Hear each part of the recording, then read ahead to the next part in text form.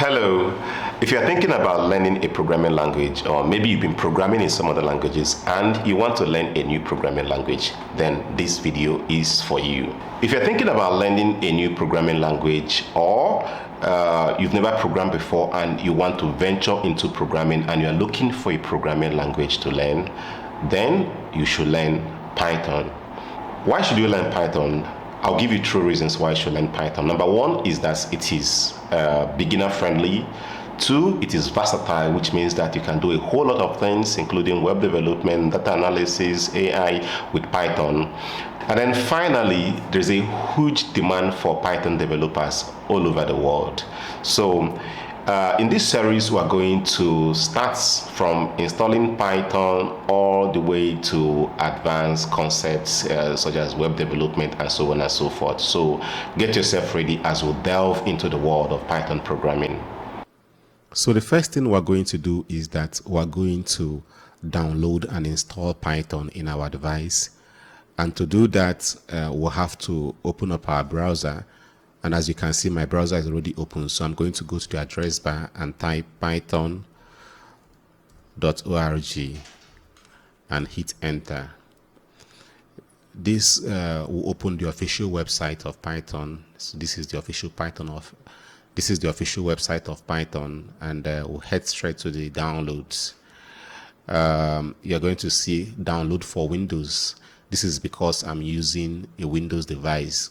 If you're using a Mac device, you're going to see download for Mac. So I'm going to click on Python 3.12.1 and click on it so that I can download it. So if you look at my status bar, it's going to show the progress of the download. And from what you can see, it's already downloading. So wait for the download to complete so that we can run the installer. Now that our download is completed, I'm going to click on this so that I can run the installer. And then from this dialog box, ensure that you click this add to path, add python.exe to path.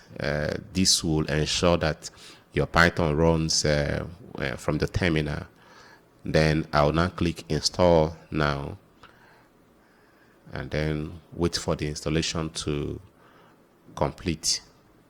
Now we've successfully installed Python to our device, but we'll have to confirm whether the installation was a success.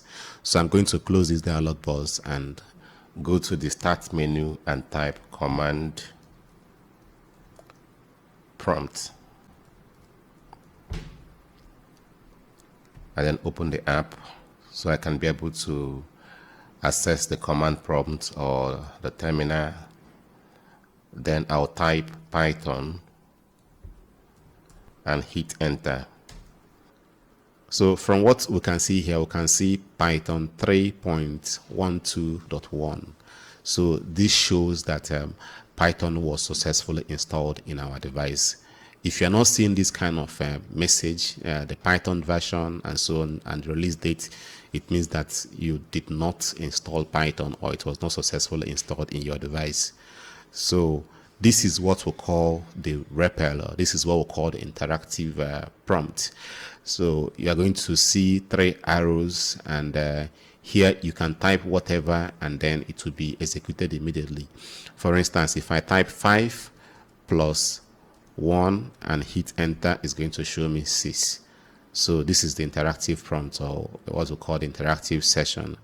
So you can write your programs here, you can write your Python programs here, but ideally this is not the right place to write programs. So we're going to be downloading an IDE, or integrated development environment.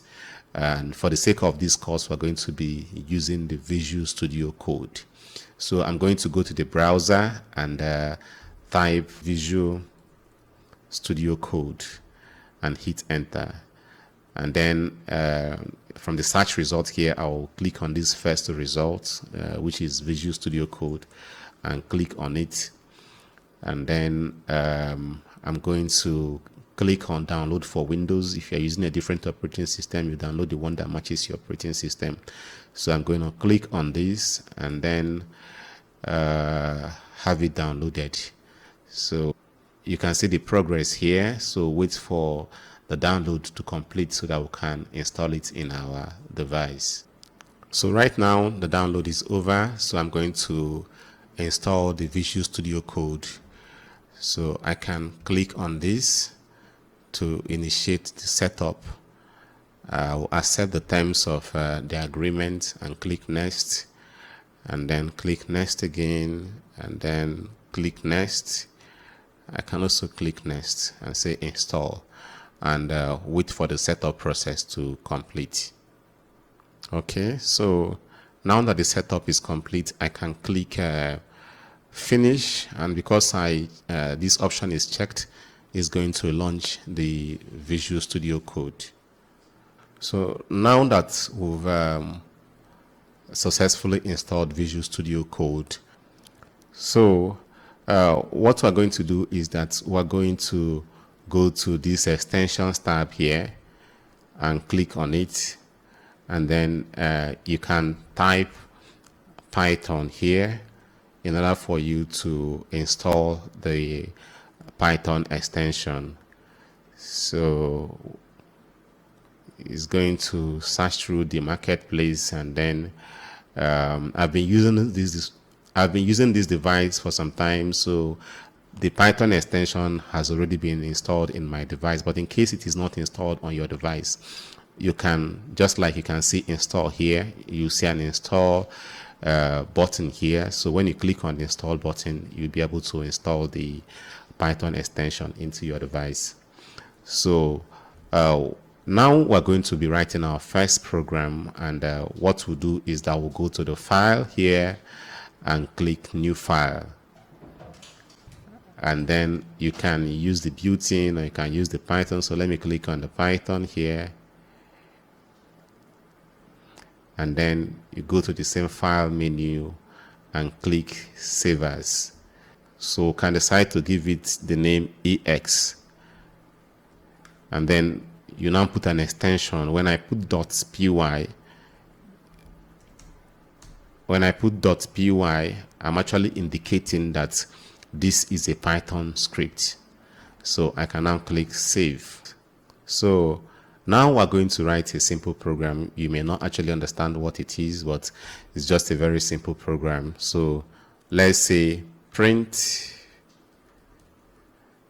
and then I put hello world, and then I can go to this run icon here. It has the play symbol, and click on it, and then look at my terminal here. It's going to show hello world. So with this, we've successfully written our first Python program. So in this video, we're going to be looking at the syntax. And when we say syntax, syntax means rules. These are the rules that determine how you write your expressions or how you write your statements in a programming language. So syntax is kind of related to grammatical rules. Let's say you want to make a statement in a language such as English language. You have to observe the grammatical rules. When we say grammatical rules, we're looking at spellings. You have to be mindful of your spellings. You have to be mindful of your punctuations. You have to be mindful of your capitalization. You have to observe the sentence structure. So when you observe the grammatical rules, you can be able to write meaningful and coherent statements or sentences. So when you bring this to programming, if you are to write meaningful statements or expressions in a programming language, you have to observe the syntax. So we'll start by looking at the comments. So what are comments? Comments happen to be a way in which you provide more explanation or provide clarification or provide text that serve as a reminder to yourself or to other programmers that you are working with. So in Python, any piece of text that is preceded by the pound or the hash symbol is considered a comment. So when we have something like this, my first program, this is a comment. You can have something like this is a function this is a comment also. So in Python, we have two types of comments. We have the single line comment, we have the multi-line comment. So this is an example of a single line comment. This is a single line comment, and if you look, you can see that it only spans across one line. So, but if you want to write comment that span across multiple lines, you have to use the multi-line comment. And for you to do multi-line comments, you have to use a triple quotation sign. So you can have something like this, and then inside these triple quotes, you can provide your comments. You can say, this is a program that calculates numbers. You can have something like, maybe this is author. You can say this is Bona Akubwe. Then you can also decide to provide maybe date. You can have something like 3/3/2024. So if you look very well, you can see that this comment spans across multiple lines. So, and because of that, this is called a multi-line comment. You can also indicate a multi-line comment by using single, triple quotation signs, like the ones you saw here are doubles. So you can have something like this. So this is also a valid way of indicating a multi-line comment. So whichever one that you want to use, ensure that you are consistent. The opening should match with the closing. So that's for the comments. And then another thing about comments is that comments are not executable. So when the Python interpreter comes across comments, it ignores them. They are just tests that provide clarification to your code and not actually executable code. So when you try to run this program, once the Python interpreter comes across the comment, it skips through them. It doesn't execute them. So now we're going to be looking at variables. So let's start by giving this example. Let's say we have number is equal to 10. So you can see there is a number here, and then there's an equality sign here, and then there is a value 10 here. So this one is the variable. Then we have the equality sign, which we use to assign this variable to this value. So in essence, the value 10 is assigned to the name number. This means that I can always refer to the value using the name. For instance, if I want to print out 10, I can easily say print number. So if I run this code, and if you look through my terminal, you can see 10. So let's say we have something like this. Maybe we have num1 is equal to 5, and we'll have num2 is equal to 6. And we'll say maybe result is equal to num1 plus num2. And we'll say print results. So if we run this code, we're going to get 11. So num1 is a variable that is associated with the value 5. Num2 is a variable associated with the value 6. And then the result is also a variable. And as you can see, I don't have to write 5 directly here. I can just mention the num1, and then it will go and fetch the 5 for me. I can also mention num2, and it will fetch the value 6 for me, so that when I say 5 plus 6 or num1 plus num2 is going to give me 11. So when I print results, it's going to give me 11. So keep in mind that there are some rules to be observed when naming your variables. And one of the rules is that valid variable names start with alphabets. So if you look at the num1, you can see that the first letter there, the first character there is an alphabet. So this is a valid name. A variable name can have alphabet and numbers, but it cannot start with a number.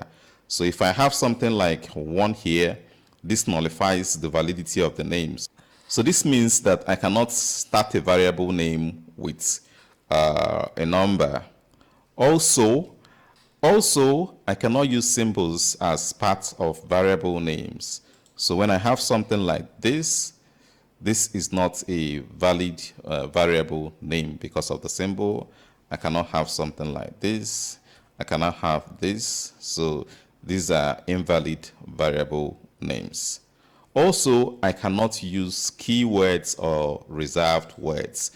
There are certain words in Python that have special meaning to Python, so you cannot use such names. For instance, I cannot use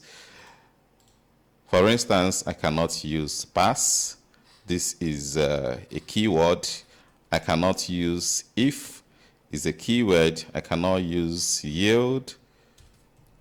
It's a keyword. So you're not allowed to use Python keywords as names for your variables.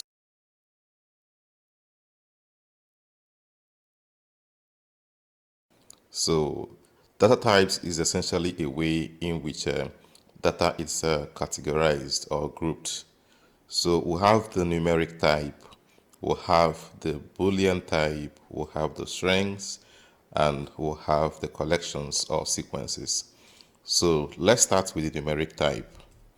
So looking at the name numeric type, this is more or less like numbers.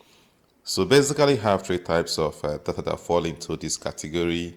We'll have the integers, we'll have the floats, and we'll have the complex numbers. So integers are whole numbers. These are numbers that do not have decimal places. It could be negative, it could be positive. So numbers like 100 or -5, these are integers. There are no decimal points in the number. Then the floats. Floats are numbers that have decimal places. Something like maybe 0.05, this is a float. We'll have 5.2, this is a float. And we'll have -1.1, this is a float. And then we'll talk about the complex numbers. Complex numbers are numbers that have the real and imaginary parts. Something like maybe 1 plus 5j is a complex number. The 1 is the real part, while the 5j is the imaginary parts. Then we'll look at the Boolean types. So when we say Boolean types, we're talking about two possible values, which is true or false. So true is a Boolean type and false is a Boolean type. So keep in mind that for this true, the T is in capital letter while the F is in capital letter. If you write it otherwise, something like this, then you are not actually making reference to a Boolean type. So the Boolean true is capital T. Then we'll look at strings. So basically, strings is a collection of characters. It's actually a textual data. For instance, if I have something like name is equal to, and I say hello, this is a string. A string is any piece of text that is enclosed inside of a quotation mark. You can decide to use single quotation mark. You can decide to use double quotation mark. I can also say name is equal to, and this time around I'm using double quotation mark. So now we'll look at collections or sequences. So when we say collections or sequences, we're basically talking about things like lists, we're talking about things like tuples, we have sets, we have dictionaries, and so on. In fact, strings are also considered to be sequences since it's a collection of characters. So now we're going to be looking at operators in Python. When we say operators, operators are symbols or words that are used to perform operations. These operations can be anything like comparing two values, performing arithmetic operations, and stuff like that. So we'll have the arithmetic operators, we'll have the comparison operators, we'll have logical operators, We'll have membership operators, identity operators, and bitwise operators. So arithmetic operators are used to perform basic arithmetic calculations, things like addition, subtraction, multiplication, and so on. So under arithmetic operators, we'll have the addition, and to perform addition, we use the plus sign for addition. Then for subtraction, we use the minus sign for subtraction. Then we'll have multiplication. Multiplication, we use the asterisk symbol for multiplication. Then we'll have the division. We use the slash, the forward slash for division. And we'll have two types of division. We'll have the integer division, we'll have the true division. So this is the true division. Then we'll have the integer division, which we use the double slash. And then we'll have the modulo operator. Modulo operator is like remainder, so we use the percentage symbol. And then we'll have the exponentiation. Exponentiation is the same thing as raised to power. We use double asterisks. So now let's do some examples. So let's say we'll have this variable. Let's call this num1, and we'll assign it to the value of 4. And then we'll have another variable num2, and we'll assign it to the value of 5. So if you want to perform an addition operation on the two values, you can have something like, let's say, result, and you assign it to num1, and then you use the plus operator for addition, and then you put the num2. So if I want to see the outcome of this, I can say print results. So if I run this code, I'm going to get 9, which is the sum of 5 and 4. So to perform subtraction, I'm going to use the minus sign. So in this case, I'll say result is equal to, I'll say num1 minus num2. So if I print this, I'm going to get 4 minus 5, which is going to give me minus 1. This is for the subtraction. So let's go ahead and do multiplication.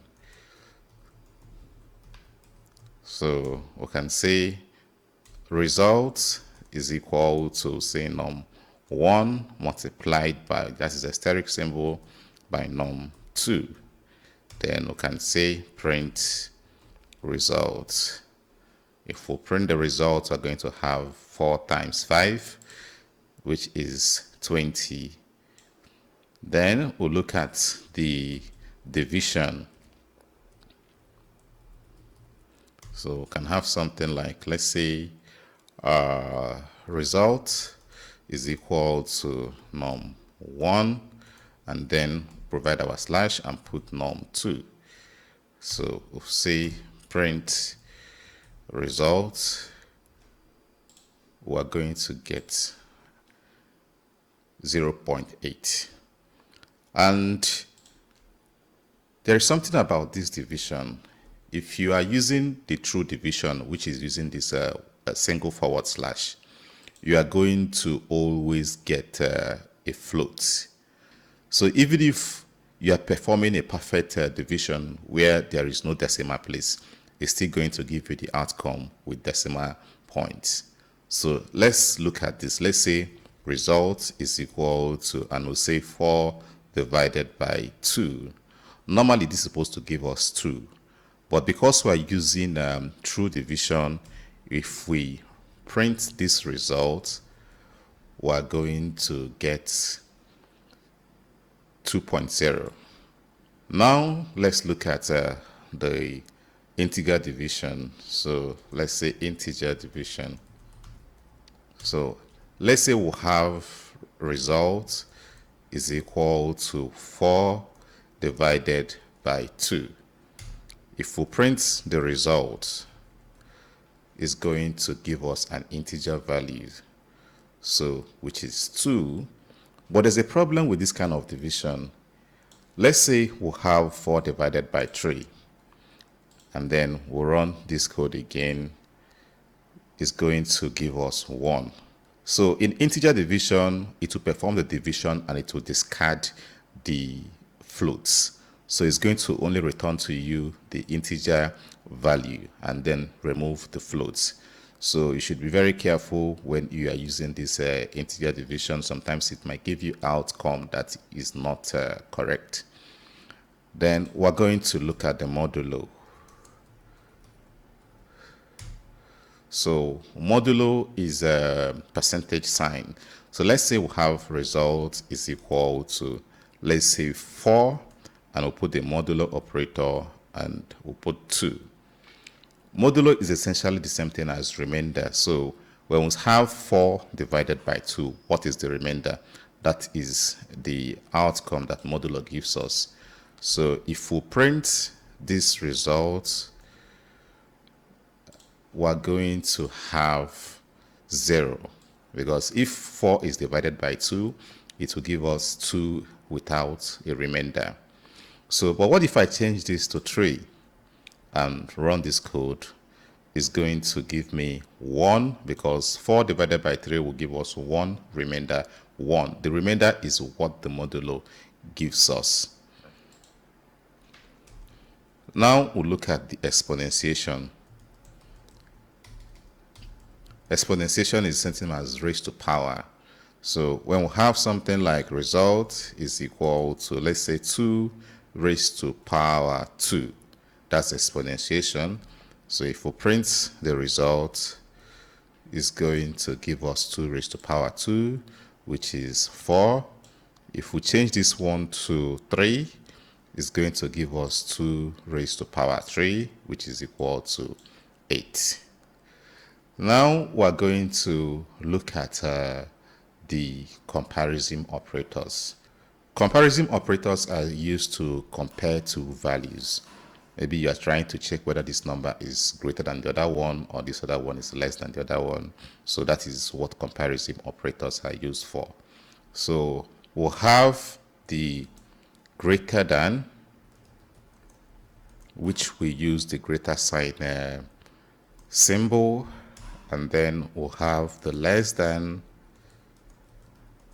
which we use the less than symbol, and then we'll have the greater than or equal to, and we'll have the greater than sign, and then we'll use the equality sign, and then we'll have the less than or equal to.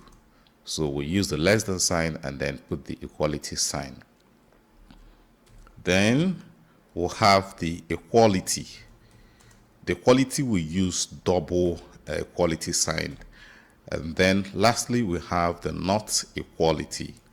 Not equality, we use the exclamation sign and then put the equality symbol. So now let's do some practice. So let's say we'll have, let's say result is equal to, and then I put 5, and I put greater than sign, and then I put 3. So look at how it works. This is the variable, and this is the equality sign. And what this comparison operator does is that it is evaluating this expression to check whether it is true or false. So it checks, is 5 greater than 3? If 5 is greater than 3, it's going to return true. But if it is not greater than 3, it's going to return false. So if I print results, it's going to give me true. But if I change this to maybe 2 is greater than 3, which is false, if I run this code, it's going to give me false. So now let's get to less than. This works the same way as greater than. So have result is equal to, maybe we'll say 3 is less than 10, which happens to be true. So if we print, the result is going to give us true, which is this. But what if I put 13 here and say 13 is less than 10, which is false, and then we'll run this code, it's going to give us false. So we'll look at greater than or equal to. So greater than or equal to, so let's look at this. Result is equal to, we'll say 2 is greater than or equal to 1. This is valid. So if I print result and then run this code, it's going to give me true because 2 is greater than 1. But what if I put 2 here and run this code? It still gives me true. The reason is because 2 is equal to 2. So let's look at less than or equal to. So we'll have result is equal to, let's put 3 is less than or equal to 10. So we'll print this result. So this checks, is 3 less than 10? Yes. So if we run this code, it's going to give us true because 3 is less than 10. But if I go ahead and put 10 here, is 10 less than 10? No. But 10 is equal to 10? Yes. So it's going to give us true as the outcome. So which is this. Then we're going to look at the equality operator. The equality operator is used to compare two values to check whether they are equal to each other. So when I have something like result is equal to, and then I say 10 is equal to 10.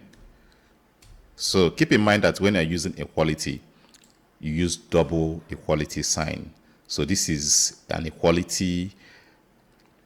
So this is a comparison operator. But if I'm using a single equality sign, I'm actually performing an assignment. So when you want to compare two values for equality, you use double equality sign. So if I run this code and print a result, I'm going to have true because 10 is equal to 10. But if I put 9 here and say that 9 is equal to 10 and run this code, it's going to show me false. Then the same thing works with not equality. Not equality checks if two values are not equal to each other. So when I have result is equal to, and then I say 9 is not equal to 10. This is true. So if I print result, it's going to give me true. But if I change this and say that 10 is not equal to 10, it's going to give me false. So that is for the not equality operator.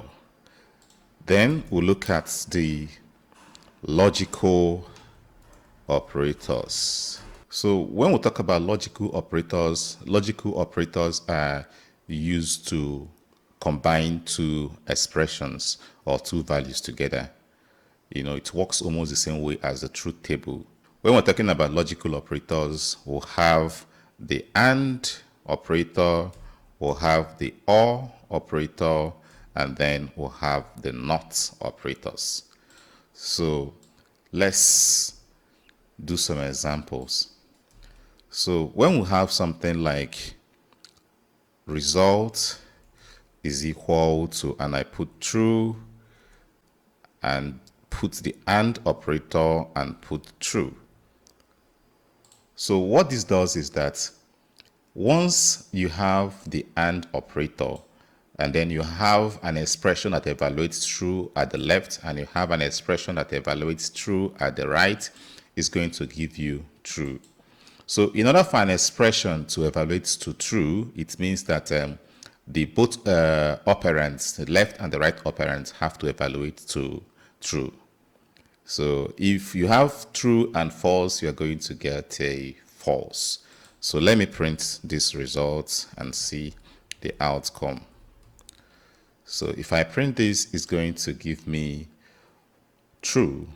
But if I change this to false, it's going to give me false. If I change this other one again to false, it's going to give me false also. So now let's look at the OR operator. So the OR operator, let's have result is equal to, say, true and true or true. True or true is going to evaluate to true. So if we say print result is going to give us true. But if I say true or false is going to give us true. So in order for an expression to evaluate to true using the OR operator, at least one of the operands must be true. So the only way that this expression is going to evaluate to false is if I have false or false. So if I say false or false and run this code, it's going to give me false. And then we'll have the NOT operator. The NOT operator is used to negate a Boolean value. So if you have not true becomes false, and if you have not false, it becomes true. So we can have something like print and we'll say not true. So if I run this, it's going to give me false. But if I change this to not false and run this code, it's going to give me true. So now let's give an example using an expression. So let's say we have something like result is equal to, and we'll say 3 is greater than 4 and 4 is greater than 3. We'll say print results. So looking at this expression, this is a compound expression that is being connected by the AND operator.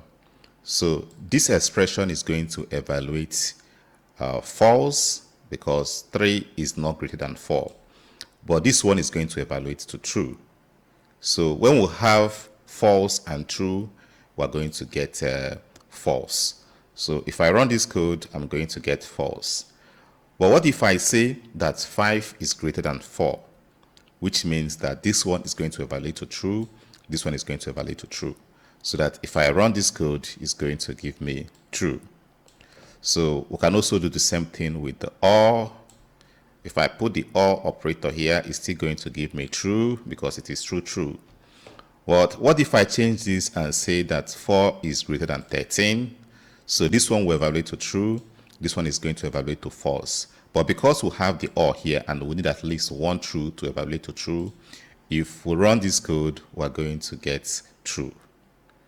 So now we're going to move over to membership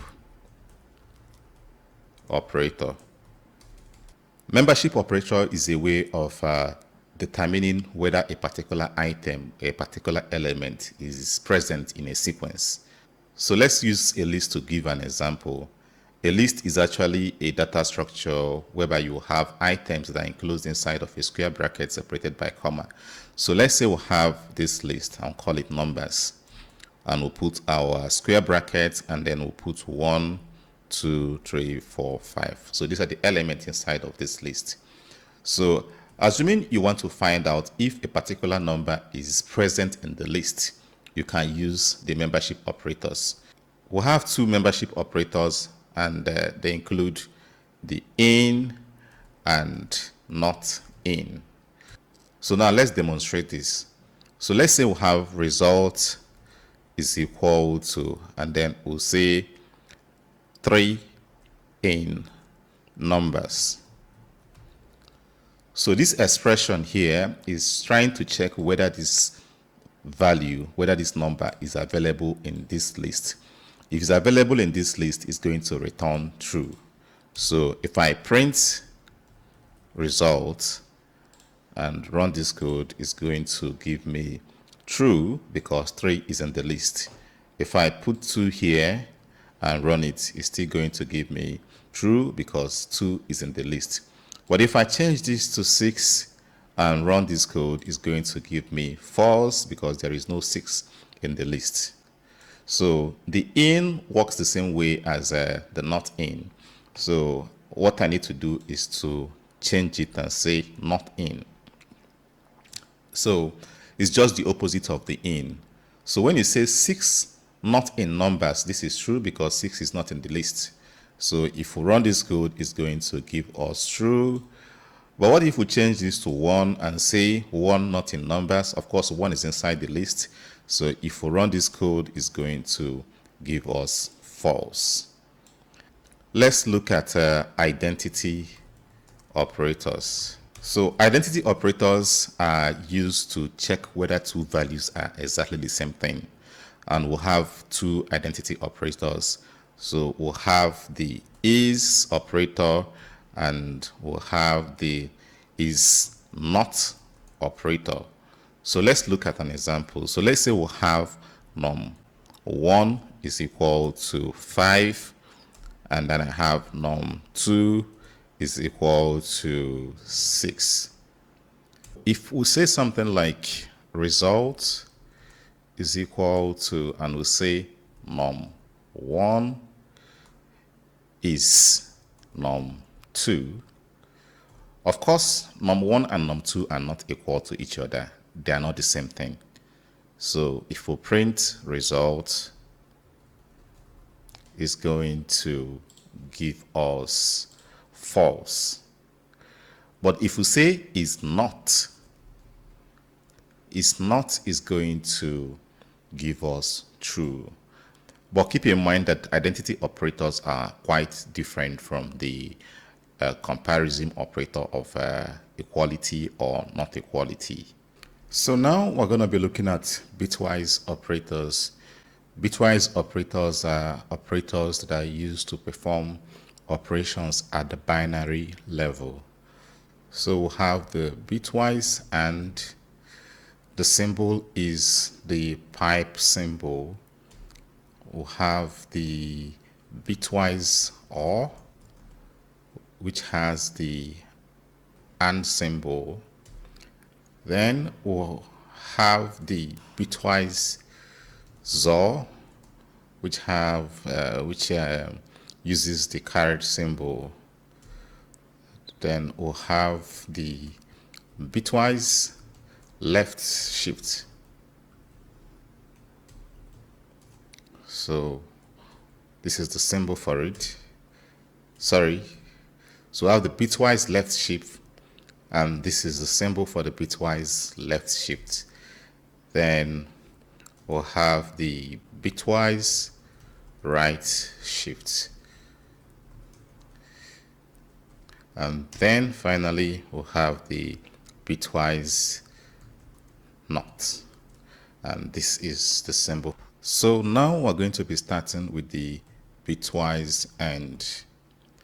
So assuming we'll have these variables, let's say num1 is equal to 5 and num2 is equal to 4.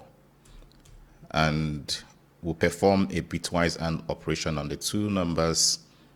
Let's say we'll have result is equal to num1, and then we'll put our bitwise AND operator and put num2. So if we print result, we're going to have this outcome, which is 5. But looking at this result, it's difficult for us to actually figure out what really happened. So we're going to introduce the bin function. So let's say we want to find the binary equivalence of 5.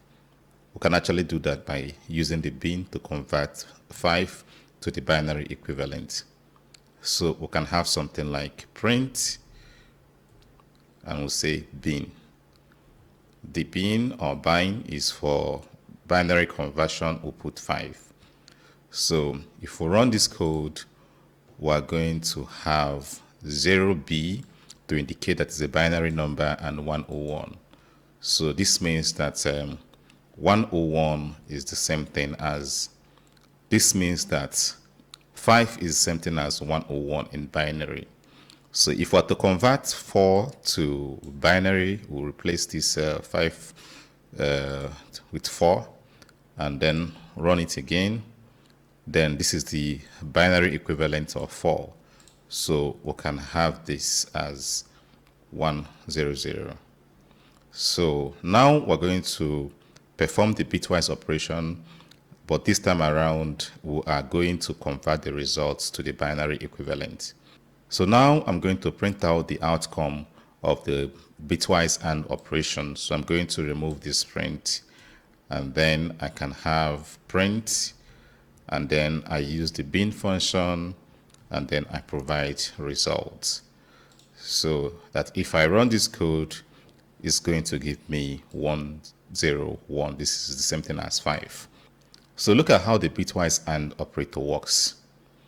At any particular position, for instance, this is 1 at this position here. If there is 1 at this position and there is 1 at this position, the outcome is going to be 1. So if there is 1 at this position and there is 1 at this position, the outcome is going to be 1. If there's also 1 at this position and 0 at this position, the outcome is going to be 1. But if there is 0 and 0, the outcome is going to be 0. So looking at the result, we'll have 1 here and we'll have 0 here, which will give us the 1 here. We'll have 0 and 0 here. It's going to give us 0 here. And then we'll have 1 and 1 here. It's going to give us 1. So assuming we have something like, maybe let's try something else. Let's say we'll say print, and we'll say bin, and we'll put 6. And then we'll run this code. We're going to see the equivalent, which is 110. So let's replace this with 6, and then I'll put 110 here. So this is 110. So look at how it's going to be interpreted. There is 1 here and there is 0 here. We're going to have 1. There is 1 here, 0 here. There is 0 here and there is 1 here. We're going to have 1. And then there is 1 here and there is 1 here. We're going to have 1. So if I run this code, I'm going to get 111. So that is the result of the bitwise AND operation on the two values. So now we're going to look at the bitwise OR.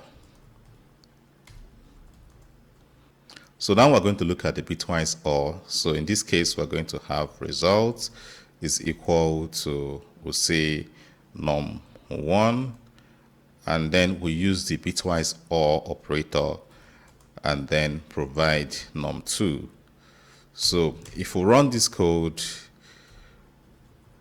we're going to have 4.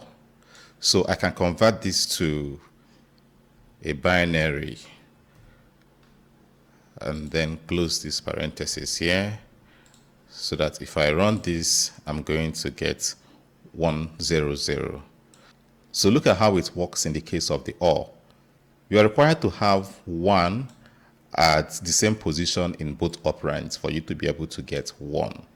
So because there is 1 here and there is 0 here, we're going to have 0. There is 0 here and there is 1 here, we're going to have 0. There is 1 here and there is 1 here, we're going to have 1. And that is the reason why our outcome is 100. Then we're going to look at the bitwise XOR. So we'll have result is equal to have num1, and then we'll put the caret symbol which represent the bitwise OR, and num2. So we're going to print the outcome. So I'll copy this and paste it here. So if I run this code, I'm going to have 1, 1. So look at how the XOR operation works. For any position, the two values must be of opposing values for you to get 1. So if you look at this place, you can see that we'll have 1 at this position, we'll have 0 at this position, which will give us 1. Then the same thing happens here. We'll have 0 here, we'll have 1 here, which will give us 1. And at this position, we'll have 1 and we'll have 1 here. They are not opposing values, and because of that, we're going to get 0. So, and that is the reason why we'll have 1, 1. So we'll have 0, 1, 1. So, which is equivalent to 1, 1. So now we're going to look at the bitwise left shift. So let me comment out these codes and clear my terminal so that we can be able to see better. We're using this operator for the left shift. So let's say we have this variable. So we have num, and we say is equal to 5. And of course, from our previous calculations, the equivalent of 5 in binary is 101. So I'll copy this and put it here. So if I want to perform a bitwise left shift, I can have something like result is equal to, then I provide the number. So num, and then I provide the bitwise left shift operator, and then I provide the number of shifts that I want to perform. So let me put 1. So let me print out and see the outcome. So of course this is going to give us an integer result, so we'll have to convert it to binary. So that if I run this, I'm going to have 1010. So if you see very well, this is padding 0 to the right. So if I want to pad another 0, I can change this to 2 and then run it. You can see there are 2 2s. So you can see there are 2 zeros here. If I want to pad maybe another 0 again, let's say I want to pad 4 zeros, I can put 4 here, and if I run it, you can see the padded zeros. So that is for the left shift. So if I want to do the bitwise right shift, so this works almost as the left shift operator, but instead of padding zeros to the right, it pads 0 to the left and then removes a digit from the right. So let's have something like this. We can have result is equal to, say, num. So let me comment this out so that it doesn't interfere with our original values. And then we use our right shift operator and we provide the number of shifts that I want to perform. Then I can copy out this and paste it here. So let me run the code and see the outcome. So you can see we now have 1, 0. So what actually happened is that when we are doing the shift, it padded 0 to the left, which is 0, 1, 0, 1, and then removed the last digit from the right. So if I shift it by 2 and run this code, we're going to get only 1. So this means that it padded another 0 here and then removed the last one here, giving us 1. So that is how the bitwise right shift operator works. And then finally, we'll look at the bitwise not operator. So this is also a unary operator. So I can have result is equal to, then I provide the unary not operator and then provide the value. So in this case, let's say I want to perform a bitwise not operation on 5. So if I say print result and run this code, is going to give me -6. If I change this to 7, it's going to give me -8. So that is how the bitwise NOT operator works. So in the next video, we're going to be looking at control structures.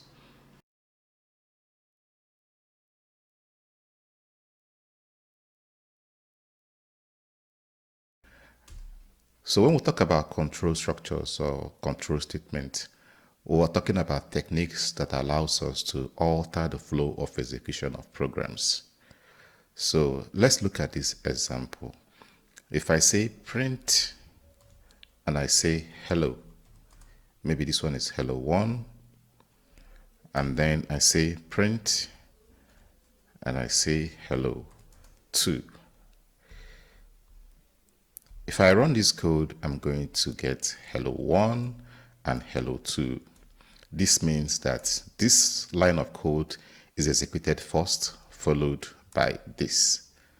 So typically, programs execute in linear manner, starting from the top to the bottom.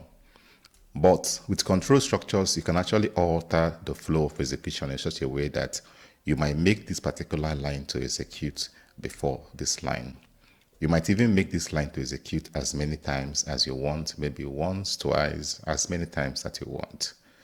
So in Python or in programming, we have two types of control statement. We'll have the conditionals and we'll have the loops. So let's start with the conditionals. When we say conditionals, conditionals are actually statements that execute based on some conditions. So we use conditional statements to make some lines of code or some code to execute based on some conditions. We'll have the if statement. We'll have the else statement. And then we'll have the elif statement. So let's start with the if statements. So this is the syntax for the if statement. The first thing that you provide is the if keyword, then followed by the condition that you want to evaluate whether it is true or false. So in this case, let me say 3 is greater than 2. So this is the conditional. This is what you want to test, whether it is true or false.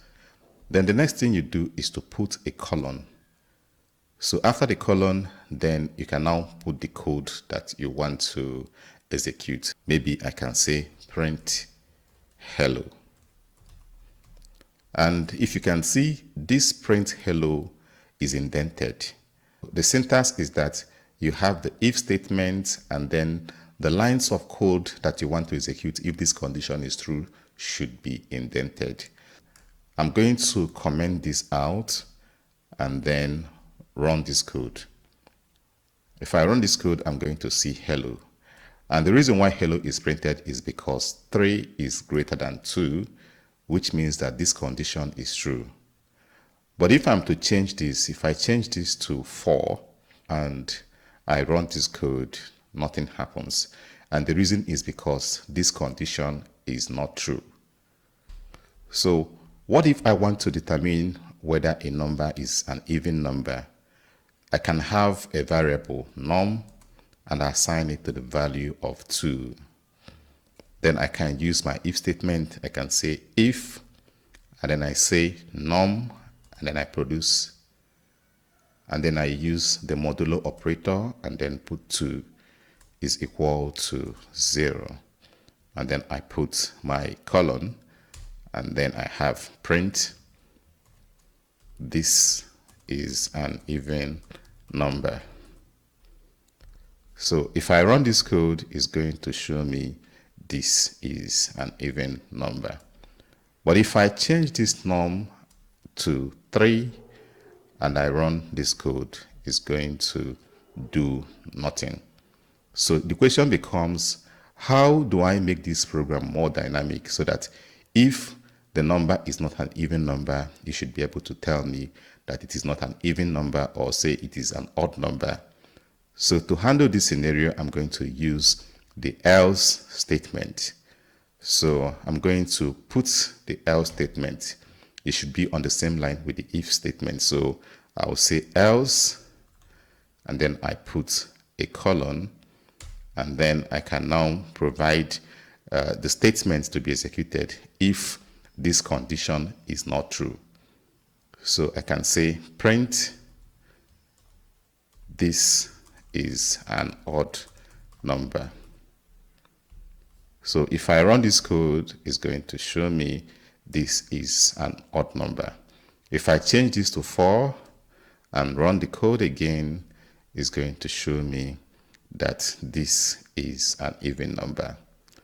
So now we're going to look at the elif statement. Elif statement allows us to have multiple conditions.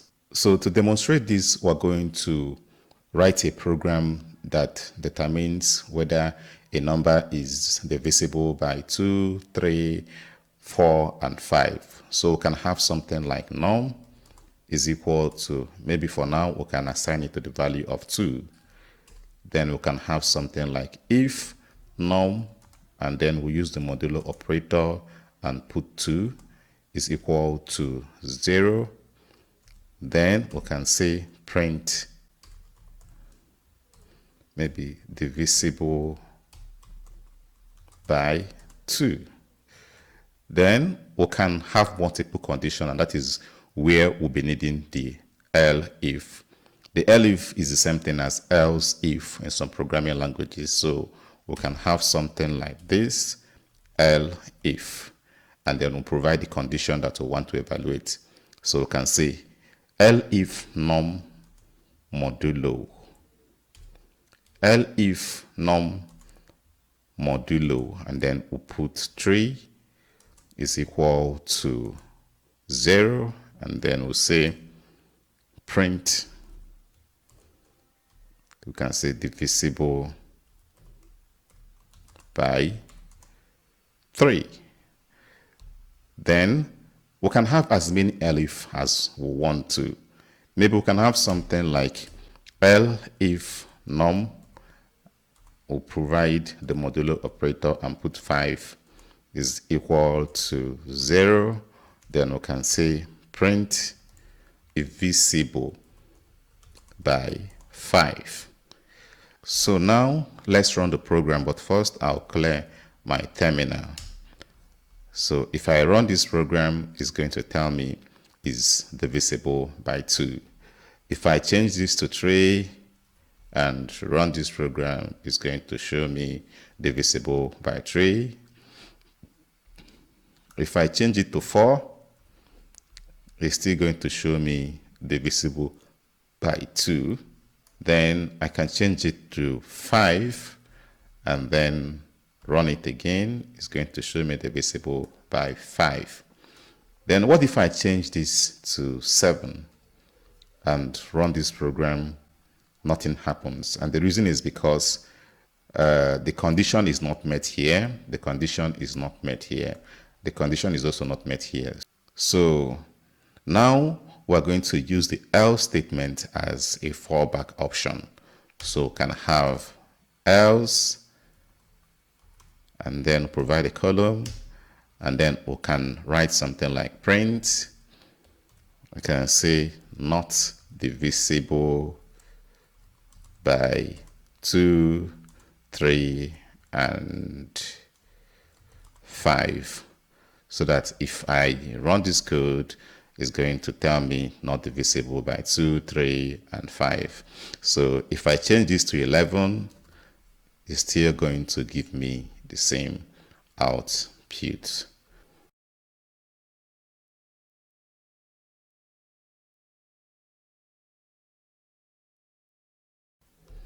So in this video, we're going to be looking at the loops. And in Python, we have two types of loops. We'll have the for loop and we'll have the while loop. So looping essentially is repetition. When you want to repeat a certain line of code over and over again, you use the concept or the principles of loops. So we're going to be starting with the for loops. And interestingly, for loops happens to be one of the most versatile or the most widely used looping constructs in Python. This is how to use the for loop.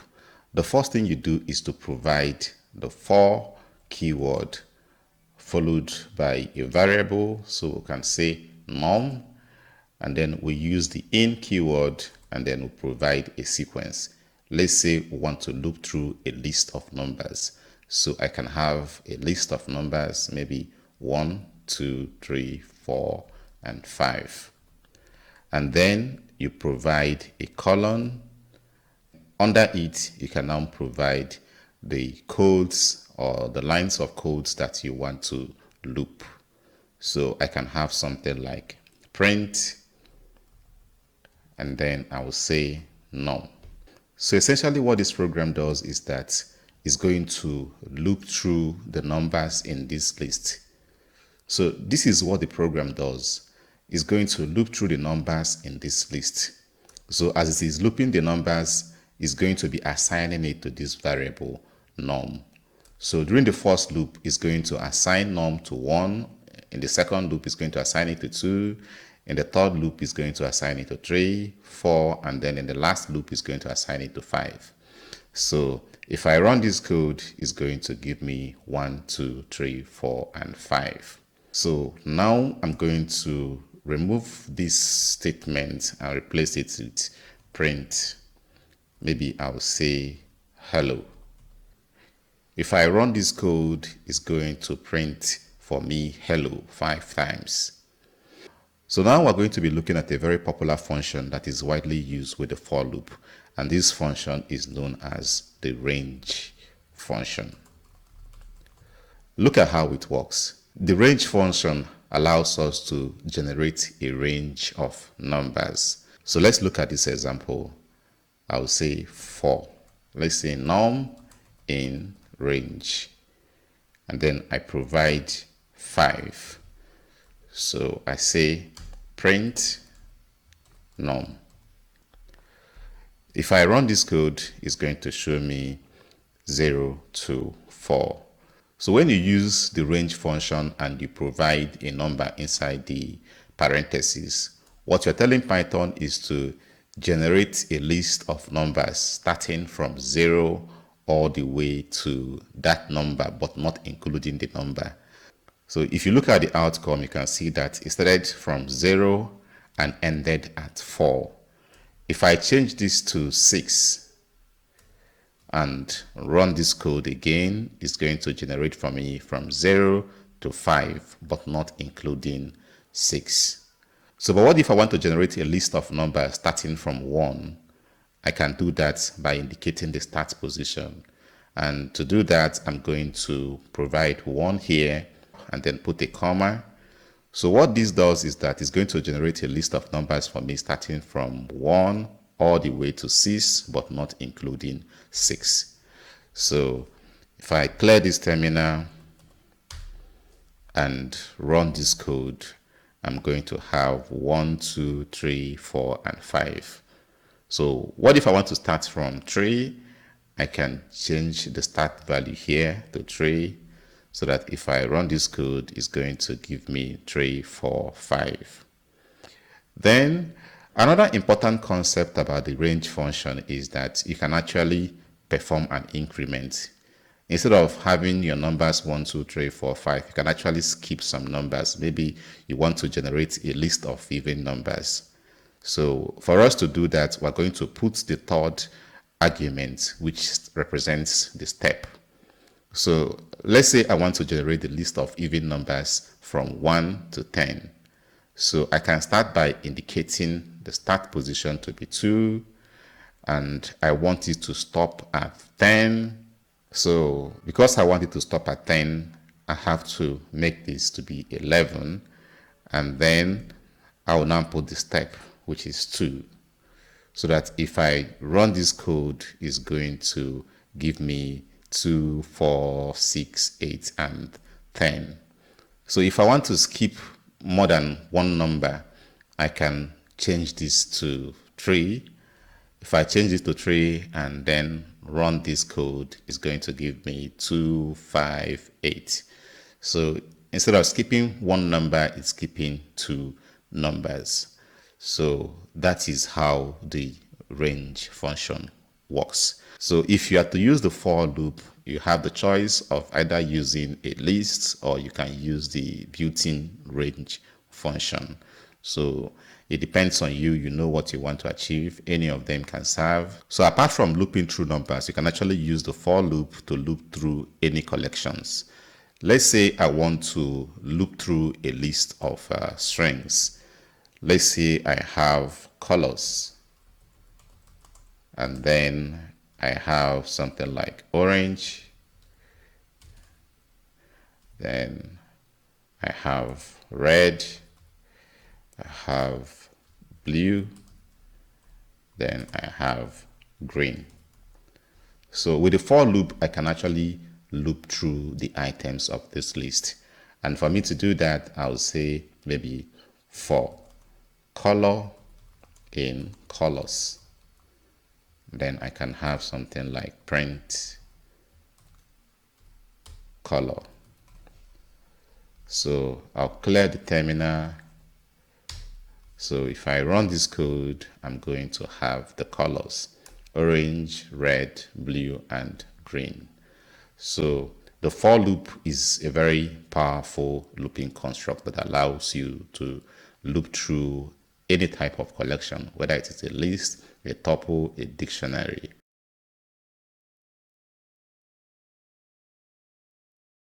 In today's video, we're going to be looking at the while loop. While loop happens to be another powerful looping construct in Python. Now we're going to demonstrate the while loop by using it to generate numbers, let's say from 1 to 10. So the first thing that you're going to do is to provide an initializer. Maybe I can have something like count is equal to 1. And then the next thing that I'll do is that I'm going to provide the while keyword, then followed by a condition.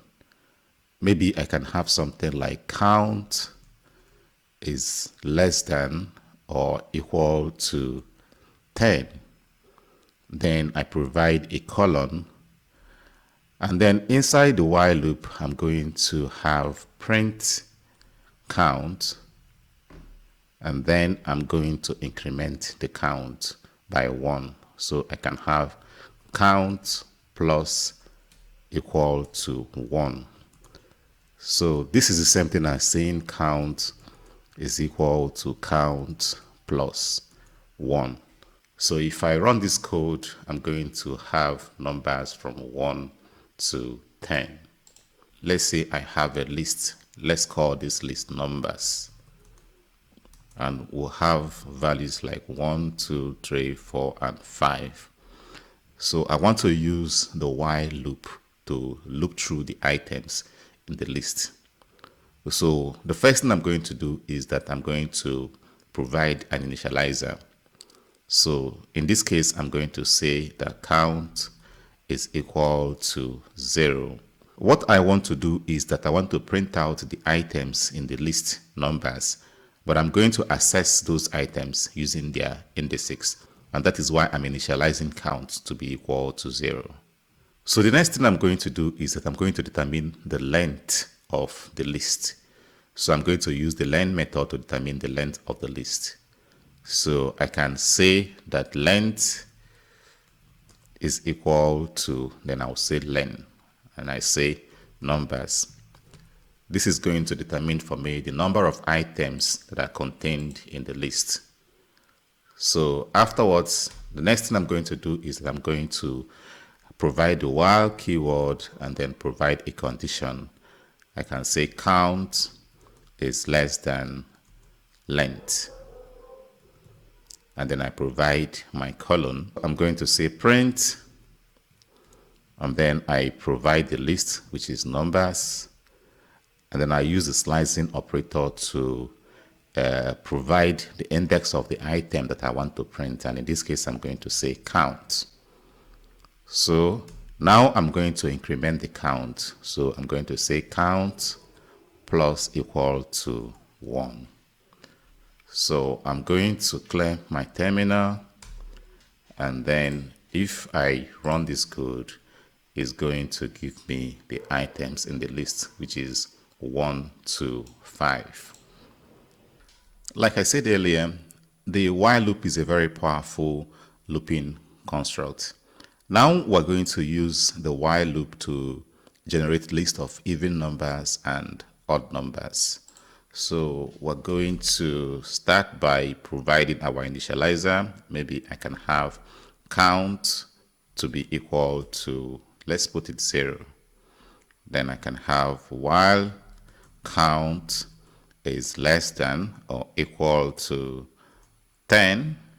Then we're going to say print count, and then provide an increment. So have count plus equal to 1. So if I run this code, it's going to give me numbers from 0 to 10. So in order for me to have the even numbers, I have to make use of the if statement within the loop, and then use the modulo operator. So what I'm going to do is that I'm going to have my if statement here. I'll have if count, and I put a modulo operator and provide 2 is equal to 0.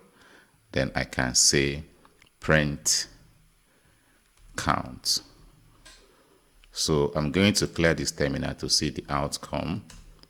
So if I run this code, it's going to give me 0 all the way to 10. So from this outcome, you can see that 0 is included. So we can find a way to remove 0 from the output. So if I want to take care of the 0, I can start this count at 1.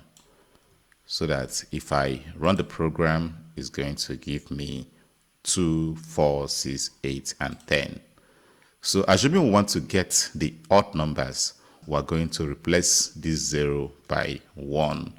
So that if I run the program, it's going to give me the odd numbers 1, 3, 5, 7, and 9. So while you can do almost everything you can do with the for loop using the while loop, there are times when it is most appropriate to use the for loop, and there are times when it is most appropriate to use the while loop. So depending on the problem that you want to solve, you can determine whether to use the for loop or use the while loop.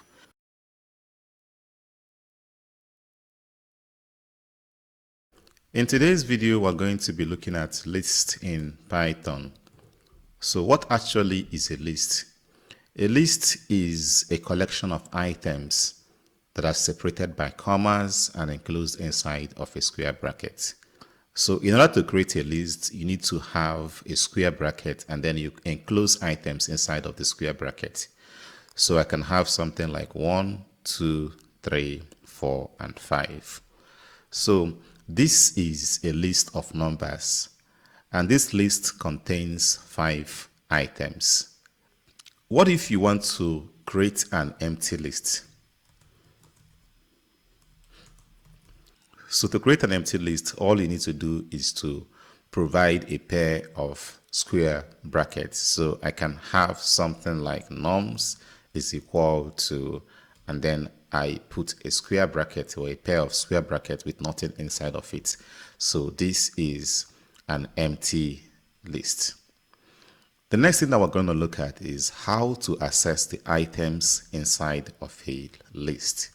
Accessing items in a list. So in order for you to access the items that are contained in a list, you have to use what we call indices or positional indices. Let's take a look at this list again. This list contains 5 items. And these 5 items are positioned in such a way that the first item in the list has the index of 0, which means the second item has the index of 1, this one has the index of 2, and this one has the index of 3, and this one has the index of 4. So if you want to access any given item in a list, you have to access it using the index. And to do that, we are going to use the slicing operator. So let me copy out this and paste it here. So Let's say I want to print out the first item in this list. What I'm going to do is that I'm going to say print, and then I provide the list, which is norms, and then I use a slicing operator and then provide the index of the item that I want to access. In this case, I want to access the first item, so that if I print this, it's going to give me 1. If I want to access the second item, I'm going to change this to 1, and if I run this, it's going to give me the second item. So if I want to access the fifth item in the list, I'm going to change this to 4 and then run it once again. Then it's going to give me 5. But if I try to access the item at the position of 5, so let me run this code and see what it's going to give us. So we're going to have index error, list out of index range. What this means is that there is no item at the position of 5. Now that we have learned how to access the individual items inside of a list, the next thing that we're going to learn is how to extract a portion of the items that are contained in a list. We'll call this slicing. So this is called slicing. So in order to perform slicing, you still use the slicing operator. But this time around, you are going to indicate where you want to start slicing from and where you want to stop. So let's say I want to extract a portion of this list. Maybe I want to fetch 1, 2, and 3. So let's call this result, and I put an equality sign, and then I put the list that I want to fetch a portion of it, and then I provide the slicing operator. The first thing that I'm going to do is that I'm going to provide the start index where I want the slicing to start. So I can put 0, and then I put a colon, and then the next thing I'm going to do is that I'm going to put the stop index where I want the slicing to stop. So in this case, let me put it 3. So let me print the result and see what it's going to give us. So, but before I do that, let me clear my terminal. I can comment out this. So if I run this code, I'm going to get 1, 2, and 3. The 0 represents where you want the slicing to start, and the 3 represents where you want the slicing to stop. But what happens is that when it is slicing, it's going to extract all the items starting from the position 0 all the way to the position of 3, but not including the item at the position of 3. And that is the reason why 4 is not included in the results. So if I want to include 4 in the result, it means I'm going to change this from 3 to 4, so that if I run this code, it's going to give me 1, 2, 3, and 4. If I want to fetch all the whole items, I might as well say 0 to 5. So if I say 0 to 5 and run this code, it's going to give me all the items in the list. Let's say I want to start my slicing from 1. I can indicate the start position to be 1, and I want it to stop at the index of 4. I can change this to 4, so that if I run this code, it's going to give me 2, 3, and 4. Another way in which you can fetch all the items from a list is by removing the starts index and removing the end index. So the only thing that we'll have inside of the slicing operator is the colon. So this is the same thing as copy, so that if I run this code, it's going to give me all the items in the list. So the next thing we're going to look at is how to add or remove items from a list. So now let's look at how to add items to a list. So if you want to add items to a list, you can use the append method, or you can use the insert method. Let's start by looking at how to use the append method. So the first thing I'm going to do is that I'm going to create an empty list. So I can have something like norms is equal to, then I have my square bracket. So this is an empty list. Now I'm going to add something to this list, and I'm going to use the append method. I can say norms dot append, and then I provide the item that I want to append. Maybe I will put 1. So if I print norms to confirm whether the append worked and run this program, is going to give me this outcome. If I want to add another thing to the list, I can say norms.append. This time I want to append 2. So if I say print norms and run this program, is going to give me 1 and 2. So if I want to add another item, I can say norms.append, then I can put 3. So if I print norms, it's going to give me 1, 2, and 3. So that is how the append works. So now we're going to look at the insert method. So for the insert method, I'm going to have a list. Let's call this a list of colors. So let's call this colors. And I have something like maybe yellow, and then I have another color, red. If you are to use the insert method, you are required to provide the index or the position where you want the insertion to take place. So let's add another color to this list using the insert method. So this is what we'll do. We'll write colors.insert, and then I provide the position, the index where I want the insertion to take place. Let's say I want it to be the first item in the list. So I'm going to put 0 as the index or the position where I want the insertion to take place. And then I will now provide the color which I want to add to the list. So let's call this color blue.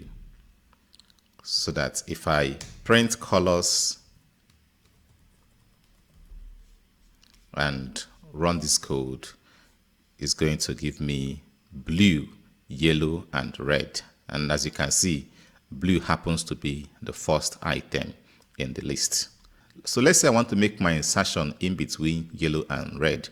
This means that I'm going to use 1 as the index or the position where I want the insertion to take place. So that if I run this code, it's going to give me yellow, blue, and red. So now we're going to look at how to remove items from a list. So there are 2 methods that you can use to remove items from the list. The first one is called pop, and then the second one is called the remove method. So we're going to start with the pop. So take a look at this list. There are 4 items in this list. We'll have yellow, red, blue, and green. So we're going to use the pop method to remove items from the list. So to do that, I'm going to have color, which is the item that I want to remove.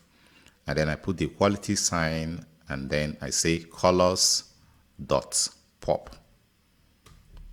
So let me print color and see what it will give us. So if I print color, it's going to give me green. Then let's print colors and see what it will give us. So if I print colors and run this program, it's going to show me yellow, red, and blue. So what the pop method does is that it removes the last item from the right from a list and then returns that particular item. So that is the reason why we used the variable color to receive the item that is being removed from the list. So the pop method removes the last item from a list and returns that item. So if I want to remove another color, this time around we'll have yellow, red, and blue. So if I want to remove blue again, what I'm going to do is that I can say color is equal to, then I say colors.pop.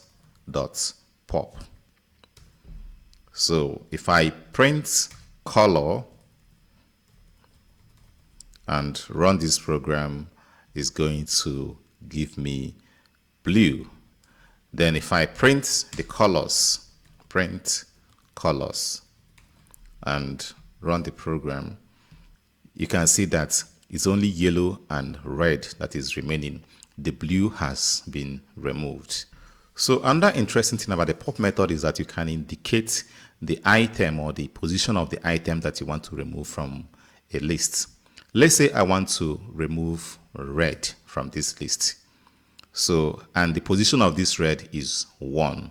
So what I need to do is to include 1 inside of this parenthesis in the pop method. So I'm going to put 1 here so that if I run this program, it's going to give me red. And then if you look at the resulting list, you can see that red has been removed from the list.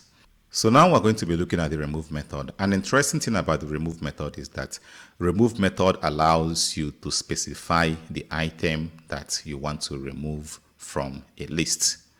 So let's say I want to remove yellow. What I need to do is to say colors.remove, and then I indicate the item, which is yellow. So that if I print colors and run this program, you can see that yellow has been removed. If I want to remove green, I'll just change this to green and then run this program. It will remove the green. So you have to keep in mind that when you are using the remove method, it removes the first occurrence of that particular item. So let's say I have another yellow here. If I change this to yellow and then run this program, is going to give me red, blue, green, and yellow.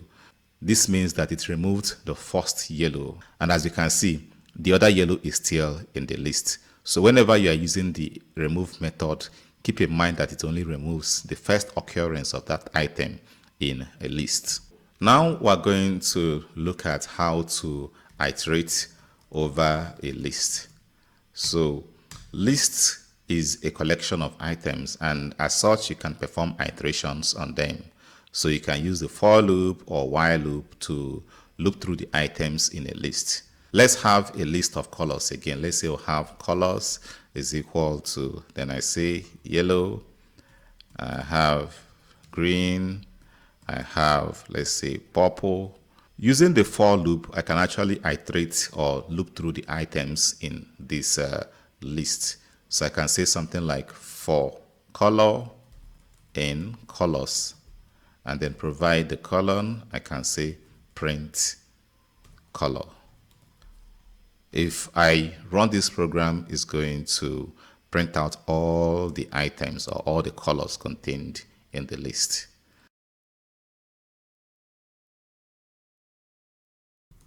So when we say list comprehension is a way in which we can create a list on the fly.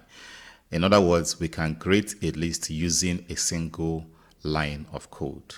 So assuming we want to generate a list of numbers, let's say numbers from 0 to 10, maybe something like this, 0 to 10. We can easily do that using list comprehension. So look at the syntax for the list comprehension. The first thing that you do is that you provide the variable that will hold the list. And then you provide an equality sign and then provide a square bracket. So what I'm going to do is that I'm going to have a list of numbers starting from 0 to 10. The first thing that I will do is that I'm going to provide a variable. So let me call this one number. And then I will now say for number in range. And then I provide the start, which is 0. And then I provide where I want to stop. And then I can call this one 11. So if I print numbers and run this program, I'm going to have a list of numbers starting from 0 all the way to 10. So now we're going to use list comprehension to generate a list from another list. So let's say I have this list. Let's call this one nums is equal to, and then I have 1, 2, 3, 4, and 5. So now I'm going to use list comprehension to generate the squares of the numbers in this list. So for me to do that, I'm going to have something like, maybe I can say squares is equal to, then I put my square bracket and I say num raised to power 2 for num in nums. So this is going to generate a list of squares of the numbers contained in this list. So if I say print squares and I run this program, is going to give me the squares, which is 1, 4, 9, 16, and 25. So what if I want to multiply the numbers in this list by 2? So instead of saying squares here, I'm going to remove one asterisk so that it can imply multiplication.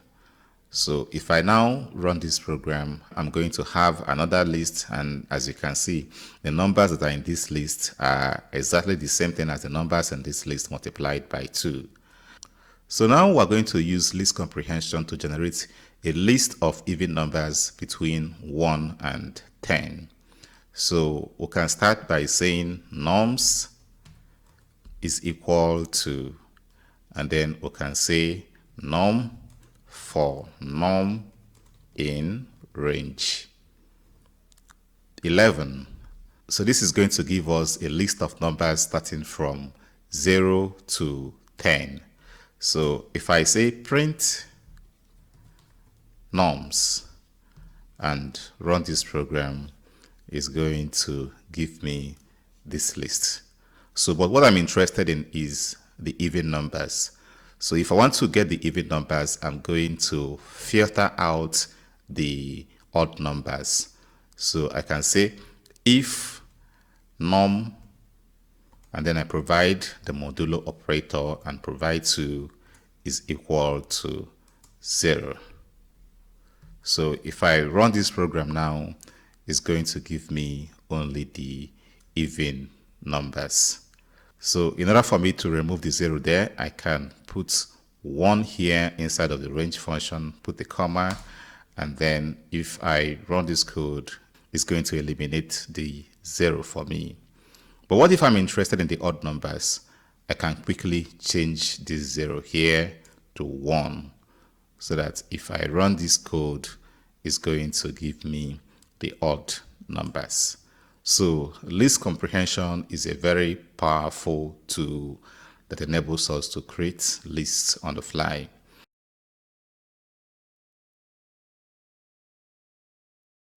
In today's video, we're going to be looking at tuples in Python. If you want to create a list, you use square brackets. But if you want to create tuples, you use parentheses. So let's take a look at this example.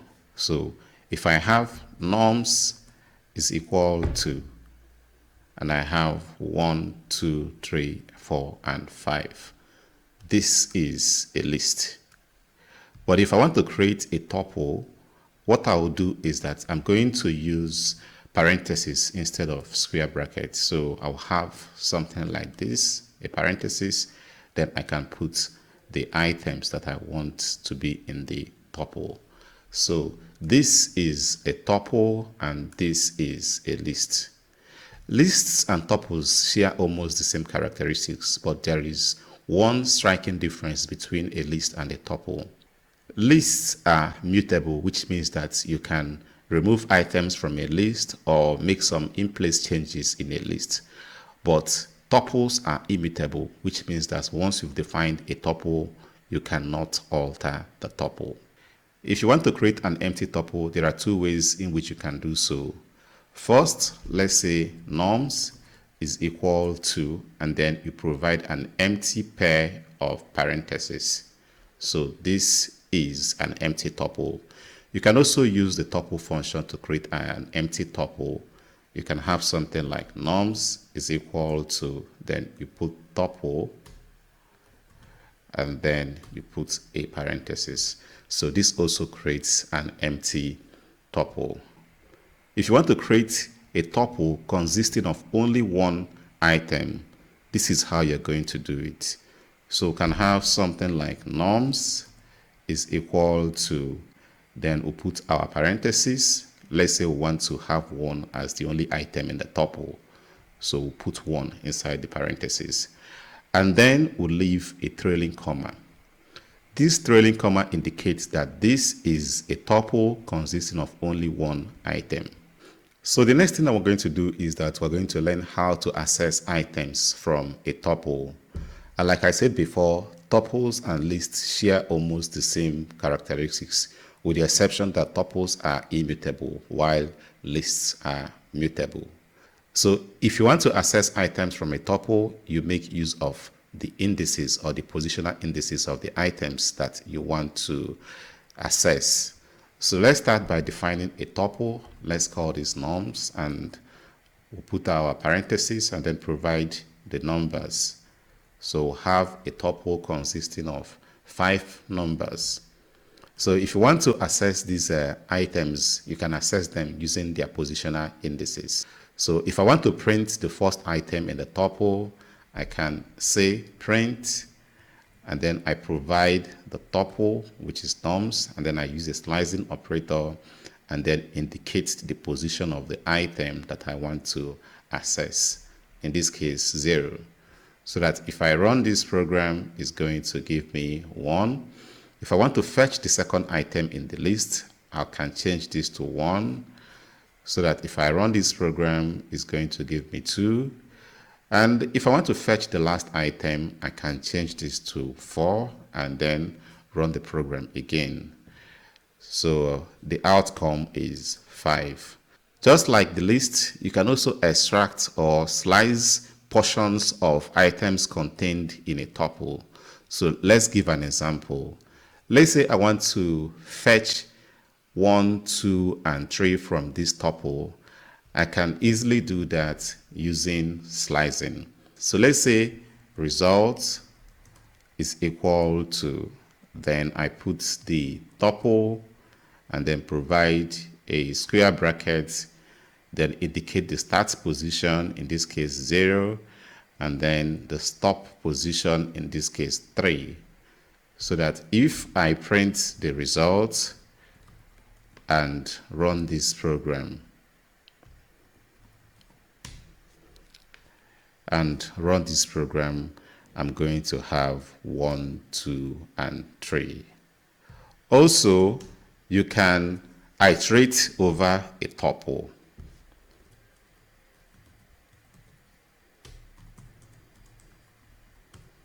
Just as you can iterate over the items in a list, you can also iterate over the items in a tuple using the for or while loop. So let's use the for loop to iterate over the items in our tuple norms. So I can say for norm in norms, then I provide a colon and say print norm. So if I run this program, it's going to print out for me all the items contained in the tuple 1, 2, 3, 4, and 5. So tuples and lists are almost identical.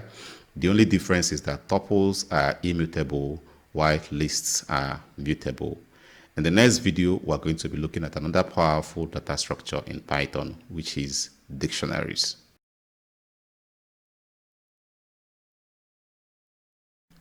Dictionaries are essentially a collection of key value pairs. So you create a dictionary by enclosing key value pairs inside of a curly braces. Let's say we'll have students, and then we'll have an equality sign, and then we'll put curly braces.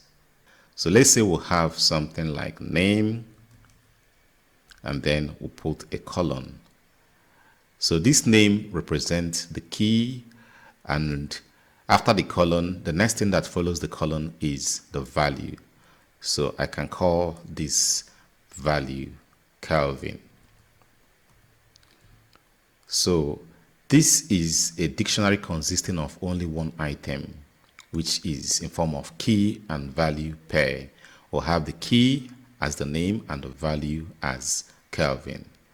So we can add another item to this dictionary. Let's say we'll have age, and then we'll put a colon, and we can have, let's say, 21. So have this pair, which is name, and the value is Kelvin, and then we'll have the age, and the value is 21. So let's include another one. Let's say we'll have gender, and the value we can have male. So if you want to create an empty dictionary, you can have something like this is equal to, you just put an empty curly braces. So this is an empty dictionary. So now we're going to learn how to access items in a dictionary. So if I say print, and then I provide the name of the dictionary, which is students, and then I put a slicing operator, and then I provide the key, let's say name. If I run this program, it's going to give me the value that is associated with the key. If I want to find the value that is associated with the age, I can change this name to age. And if I run it, it's going to give me 21, which is the age.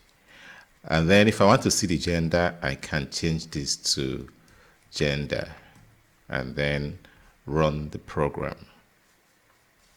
So it's going to give me male. So apart from using the slicing operator alongside with the key, you can also use the get method to access items from a dictionary. So we're going to use the get method. So to do this, let's say I want to get the name. I can say something like name is equal to, then I provide the dictionary. So in this case, we'll have students, and then I use a dot operator and then say get, and then I provide the key, in this case, name. So if I print name and run this program, it's going to give me the name, which is Kelvin. So you can use either the slicing operator or the get method to access items from a dictionary. So now that we've learned how to access items from a dictionary, we're going to learn how to update dictionaries. So if I want to update the values in a dictionary, I can do something like, I can say student, and then I use a slicing operator and provide the name, and then I can now assign it to a different value. In this case, I can say Andrew. So if I now print the dictionary, which is student, and run this program, as you can see from the output, the name has been changed to Andrew. So this is how you update the values in a dictionary. So now we're going to be looking at some important methods for dictionaries.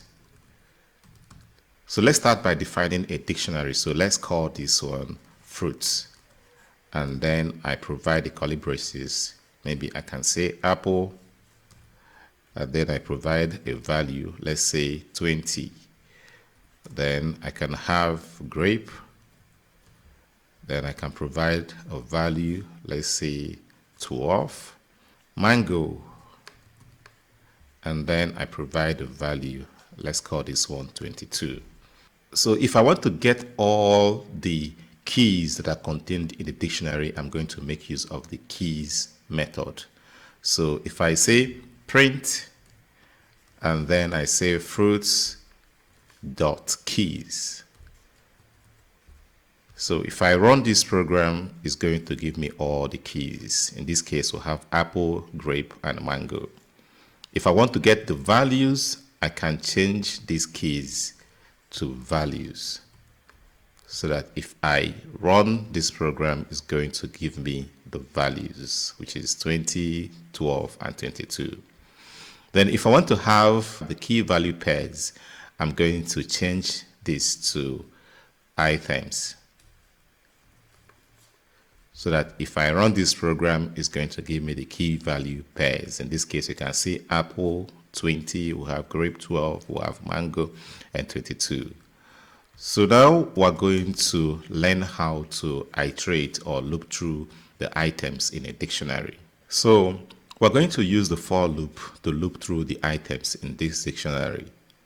So if I say for fruits in fruits and print fruit, if I run this program, it's going to give me all the keys. In this case, we'll have the apple, grape, and mango. So this is the same thing as saying fruits.keys. So if I run this program, it's still going to give me the keys. So, but what if I'm interested in the values? What I need to do is to change these keys to values. So if I say fruits.values, and then run this program, is going to give me the values, which is 20, 12, and 22. So I might as well want to print out the key value pairs, and for me to do that, I have to use the items. I'm going to remove these values and change it to items, so that if I run this program, it's going to give me the key value pairs. So dictionary is a very important data structure in Python. In the next video, we're going to be looking at sets.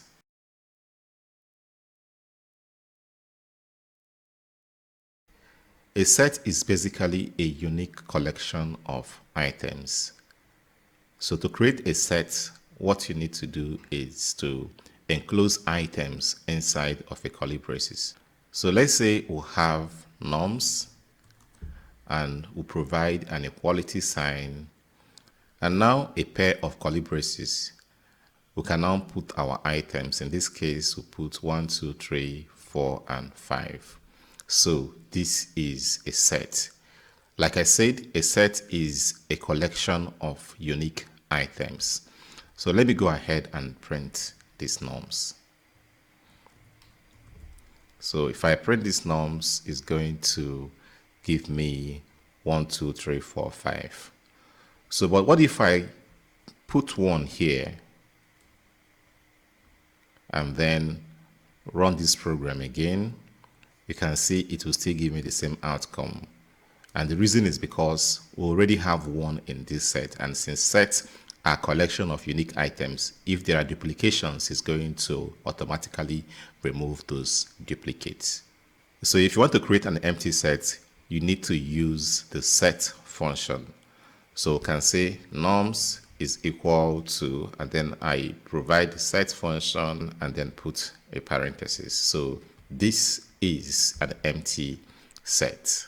So now we're going to learn how to add or remove items from a set. So if you want to add item to a set, you use the add method. So let's say I want to add another number to this set.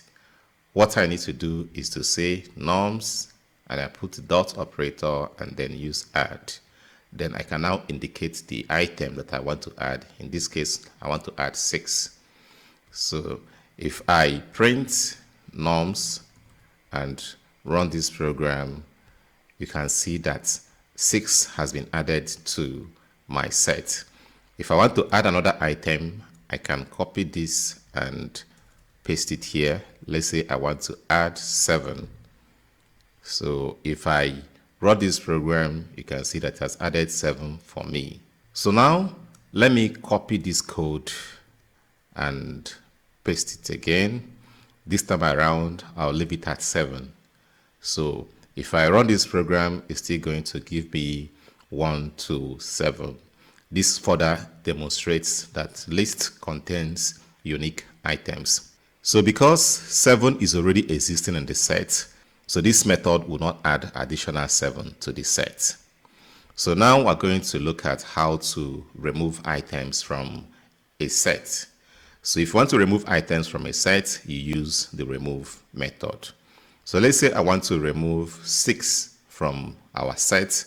I can say norms.remove, and then I indicate the item that I want to remove. And in this case, I want to remove 6. So if I print norms and run this program, you can see that it has removed 6 for me. If I want to remove 1, I can copy out this and paste it here, and then replace this 6 with 1, and then run this program. If I run the program, you can see that 1 has been removed. So if you want to add, you use the add method. If you want to remove, you use the remove method. So now we're going to be looking at important methods that are applicable to sets. We'll have the union, we'll have intersection, we'll have difference, we'll have symmetric difference, and so many other ones. So we'll start with union. So when we say union, union is a way of combining two sets together to form a bigger set. So let's say I have this set and I call it S1, and then I can have the items as 1, 2, 3, 4. And then I have another set, I call this one S2, and then we can have something like, let's say 3, 4, 5, 6.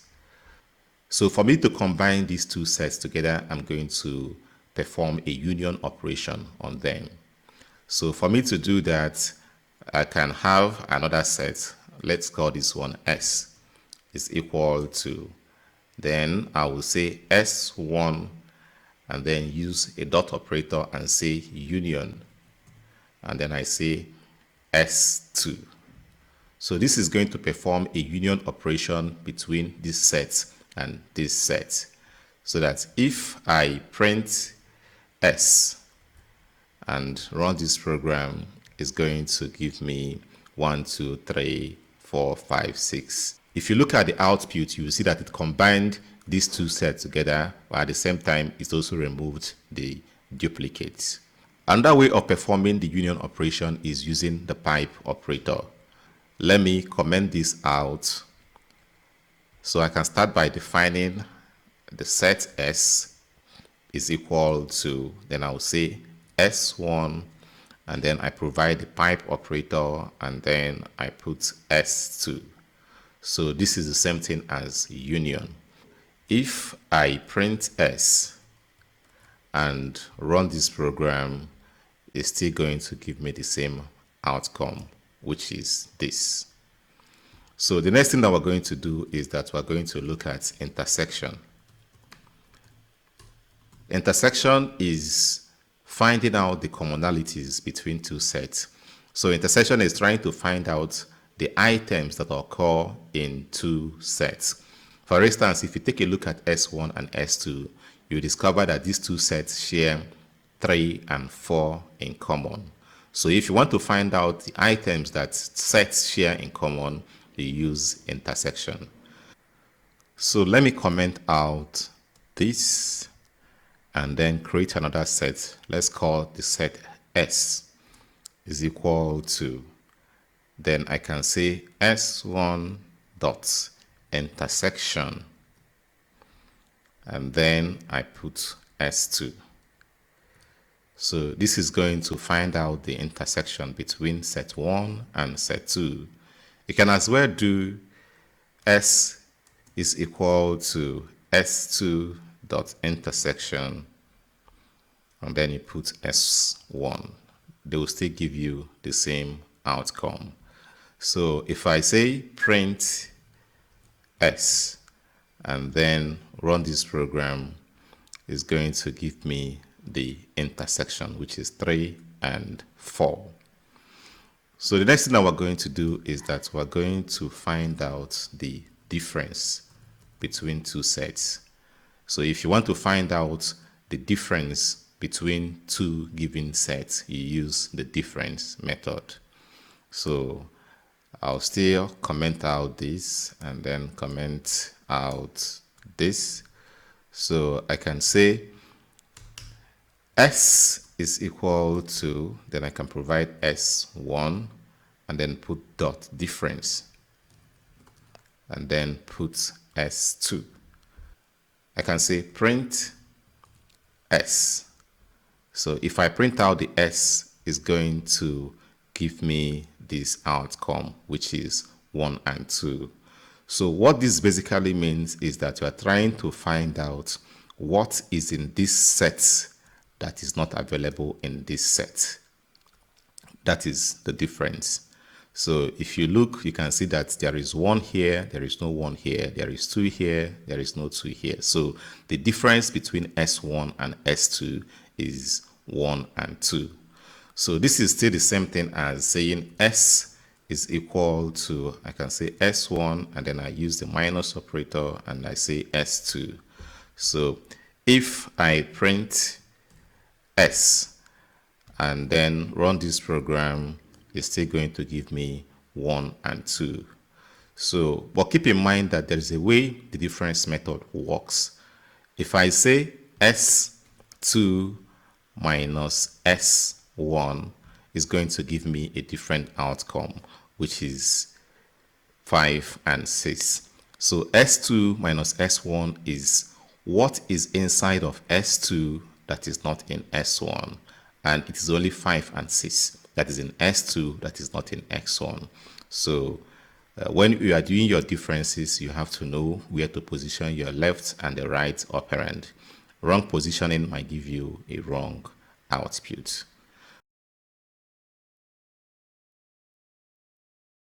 In today's class, we're going to be looking at strings in Python. Strings are used to represent textual information, maybe something like name of a person, maybe description, maybe for a product or a service, maybe address. So basically, you create a string by enclosing characters inside of a quotation mark. I can as well say name is equal to Mary.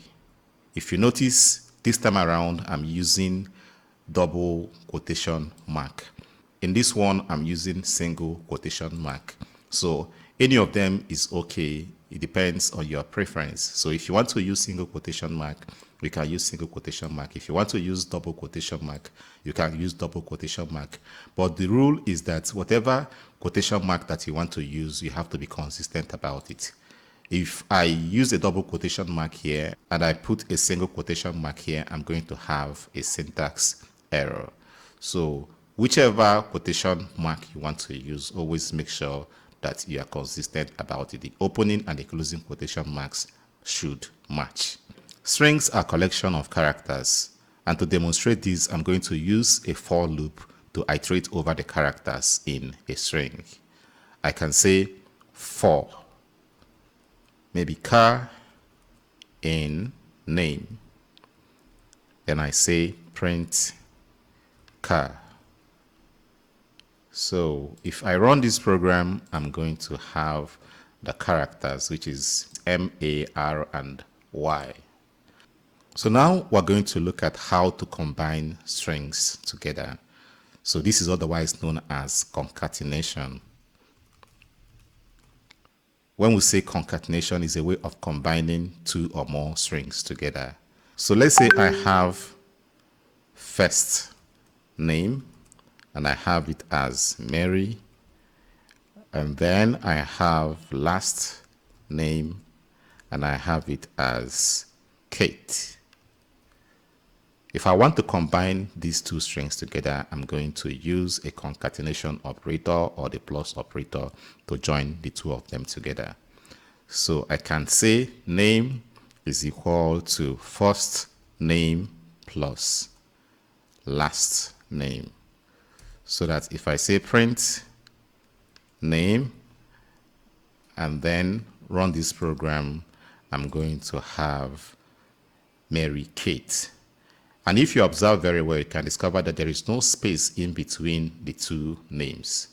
So if I want to include a space in between the two names, I'm going to introduce a white space. And to do that, I can easily say plus, and then I put a quotation mark and then create an empty space in between them, and then also use the plus operator again. So I'm combining the first name, then a space, and then the last name together.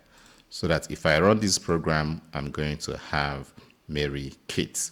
This time around, there is a space in between the first and the last name. The next thing I'm going to do is repetition of strings. So if I want to repeat a given string over and over again, I can do that using the multiplication operator or asterisk. So let's say I have a variable, let's call this str1, and I assign it to a string, let's say hello. So if I want to repeat this hello over and over again, I can use the multiplication operator, which is asterisk, and then let's say I want to repeat it 3 times, I can put 3 here. So that if I say print str1 and run this program, I'm going to have hello, hello, hello. If I want to repeat it maybe 10 times, I can have it like this and run the program. It's going to give me hello, hello, hello, hello into 10 times. So now we're going to learn how to access the individual characters that make up a string.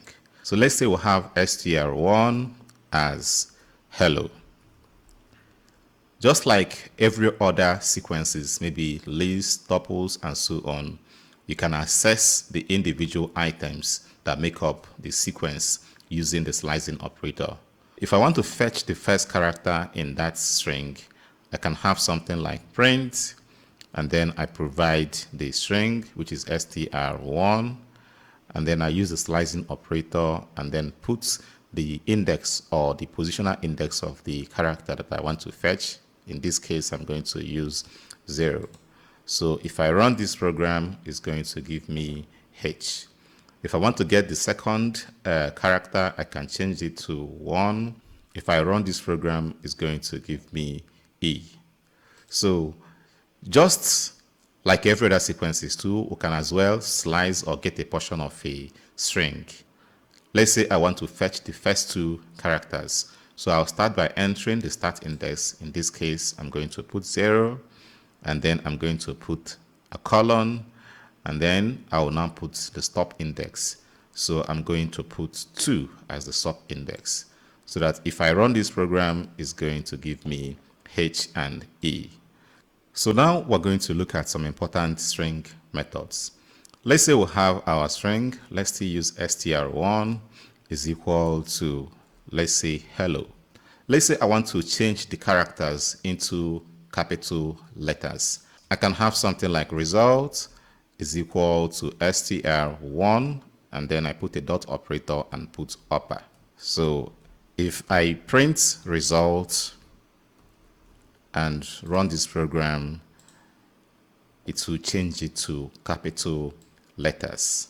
So let's say I want to convert it back to lower cases. I can copy this and paste it here, and then replace this upper with lower, so that if I run the program, it's going to change it back to lower cases.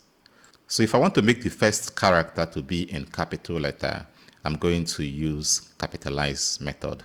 I can say result is equal to str1 dot capitalize, and then I put my parentheses. So if I print result and run this program, it will change the first character to capital letter. Also, we can determine if a piece of string is composed of alphabet or a combination of alphabet and numbers, let's say alphanumeric or numeric. Let me comment out these codes and have something like, let's say name is equal to, then I can say hello. And then if I say result is equal to, I can say name dot is alpha.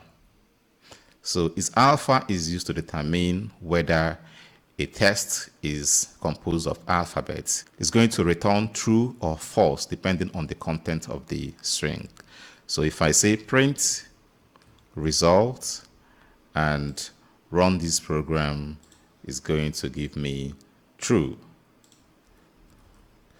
But if I include a number here and run this program again, it's going to give me false because this is an alphanumeric string. So if I want to determine whether it's alphanumeric, I can have something like al_num. So if I have is al_num and then run this program, it's going to give me true because it is composed of alphabet and numbers. If I replace this hello 1 with, let's say, 100, so this is still a string in as much as it contains numbers. If I want to confirm if it is composed of numeric characters, I can use dot is numeric so that if I run this program, it's going to give me true because it is made up of numbers. But if I introduce an alphabet here, let's say 100A, and run this program, it's going to give me false. Okay, so now take a look at this string. Let's say I have description. And I say this is a sentence. So I can decide to break this string into a list of words. And for me to do that, I'm going to use the split method. So I can have result is equal to description dot split. And then I put my parentheses. If I print the results and run this program, it's going to give me the individual words that make up the string. Just before we conclude, let's take a look at this example. Let's say I have a list of characters. Let's say cars is equal to, then I have my square brackets. Let's say I have H here, and I have E here, and I have L here, and another L, and then I have O. We're going to combine these characters to form a string. And to do that, we're going to use the join method. So I can have result is equal to, then I put an empty string and then put a dot and then use the join method and then indicate the list that I want to join together. So I'm going to put cars here. So if I print result and run this program, it's going to give me hello.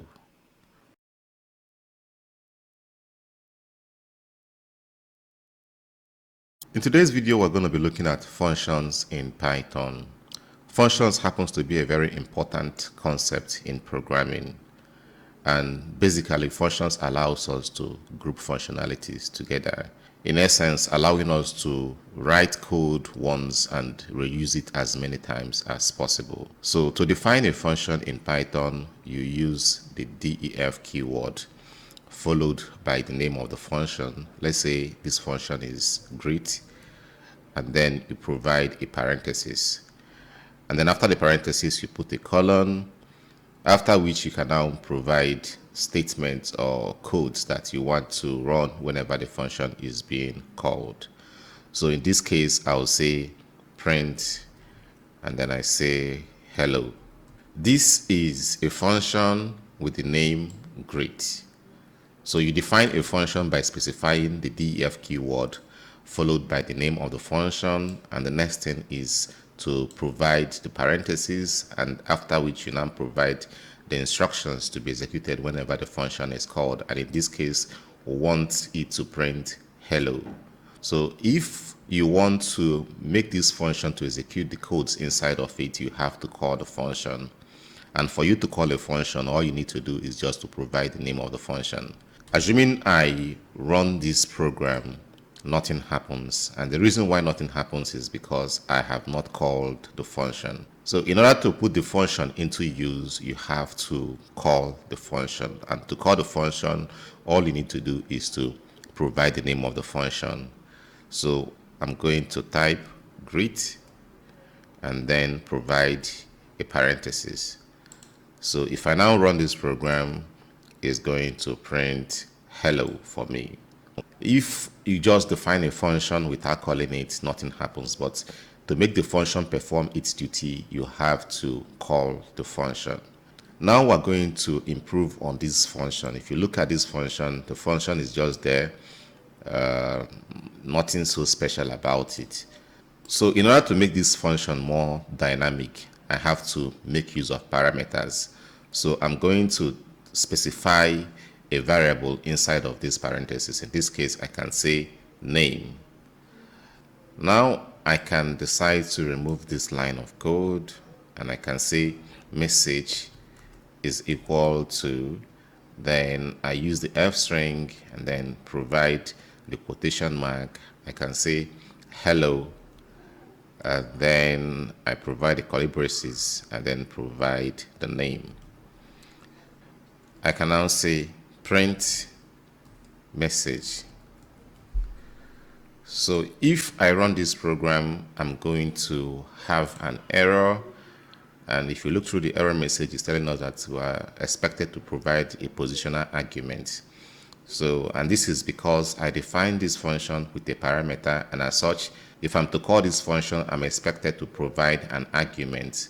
So I can go ahead and put Mary here. So I'm going to clear my terminal, and if I run this program, it's going to show me hello Mary.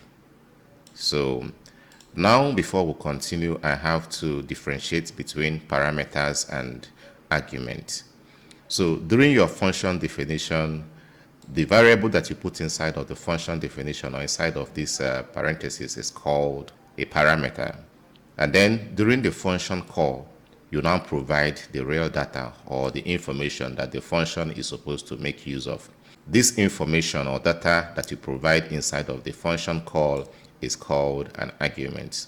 So in other words, when you are defining a function, you have parameters, and when you're calling a function, you use the argument.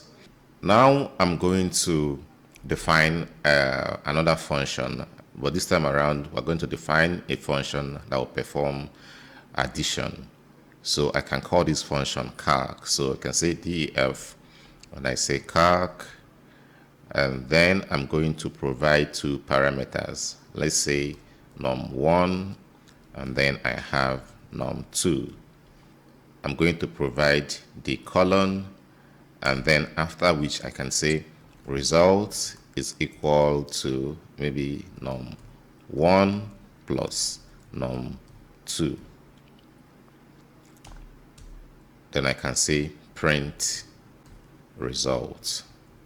I've defined a function with two parameters, and what this function does is that it sums up the values of the parameters and returns the sum.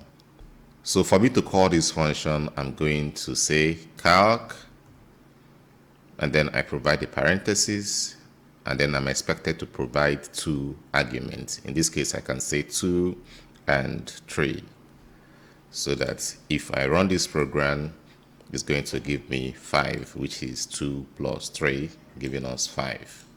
So let's go ahead and define another greet function. In this case, I can say def, and I say greet. And then I provide the parameter.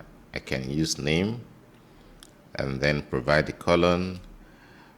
I can have something like message is equal to, I'll use the F string, and I can say good morning, and then I specify the name, and then I put a full stop. So now I'm going to print the message, so I can say print, and then I say message. So now I've finished defining my function. The next thing for me to do is to call the function. So I can say greet, and then I provide my argument. So I can use Steve,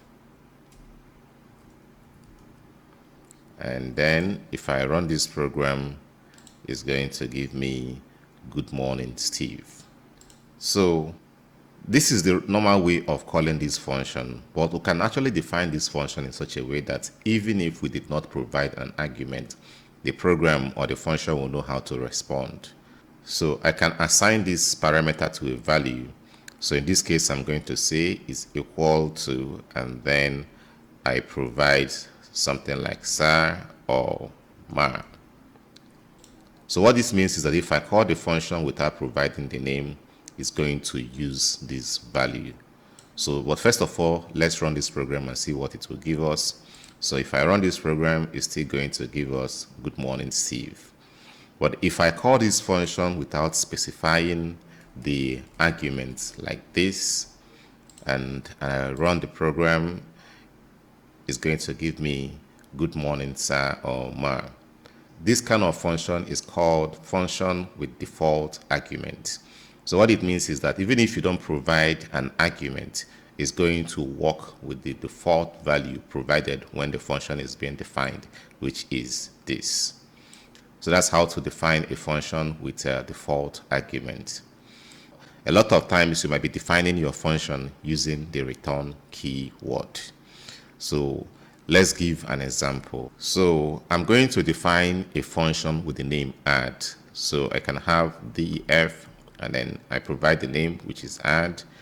And in this case, I'm going to say num1, and then I have my num2. And then put my colon. I can say that result is equal to num1 plus num2. And then I will now use the return keyword. So in this case, I'm going to say return, and then I provide results. So basically what this return keyword is going to do is that after computing the sum of num1 and num2 and assigning the value to the result, so when you call the function, it's going to return the sum of num1 and num2 instead of printing it. If I call the function by saying add, and then I provide num1 and num2, that is the argument. In this case, I'll say 2 and 3. If I run this program, nothing happens because we're using return keyword this time around instead of print. Assuming I had written print here, it would have printed the value. So what it means is that if I want to access the value, I'm going to assign the value to a variable. So in this case, I can say result is equal to add. So I'm calling on the function and then I'm providing the argument. So this function is going to perform the computation and assign the value to the result. So that if I now say print result and run this program, it's going to give me the sum, which is 5. So now we're going to be looking at the positioner and keyword arguments. So we're going to demonstrate this using a function. So in this case, we're going to have a function. Let's call this function calc. And then I have num1 and I have num2. And then perhaps we can have num3. And then we'll put our colon. And then we can say that result is equal to num1 plus num2, and then we'll say num3. Then we can say print result. So we can have it like this. If we want to call this function, we can say calc, and then we'll provide the arguments. Let's say we'll have 1, 2, and 3. So if I run this program, it's going to give me 6. So what this means is that during the function call, the first argument that I provide is linked to the first parameter in the function definition. The second argument is linked to the second parameter in the function definition. And then the third argument is linked to the third parameter in the function definition. That is what positional argument is all about. So the positions matter. So let's say I remove this parameter and then I remove this other one. And then instead of using the plus sign, I'll put the minus sign. So in this case, I'm going to remove this 3 here, so that if I run this program, it's going to give me -1. And why is this so? Because num1, which corresponds to 1, is equal to 1, and then num2 corresponds to 2, which is 2 in this case. So when we say 1 minus 2 is going to give us -1. So if I have, let's say, 3 here and I have 2 here, so what this means is that this 3 corresponds to num1 and this 2 corresponds to num2. So in this case, num1 minus num2 is going to give us 3 minus 2. So which is going to give us 1. So when we talk about positional arguments, the order in which you place the argument matters. If I interchange this and put this as num2 minus num1 and run this program, we're going to have a different outcome. So the next thing that we're going to talk about is keyword arguments. Instead of calling the function using the positional argument, I can call the function like this. I can say calc, and then I will say num1 is equal to 4, and I can say num2 is equal to 2. So that if I run this program, it's going to give me -2. So using keyword arguments, I don't have to adhere by the positions. Normally, if I'm to call this function, I'm supposed to provide num1 first and then provide num2. But using keyword argument, I can decide to provide num2 first. In this case, num2 is equal to 4, and then I can change this one to num1. So let me clear my terminal. So if I run this program, it still works.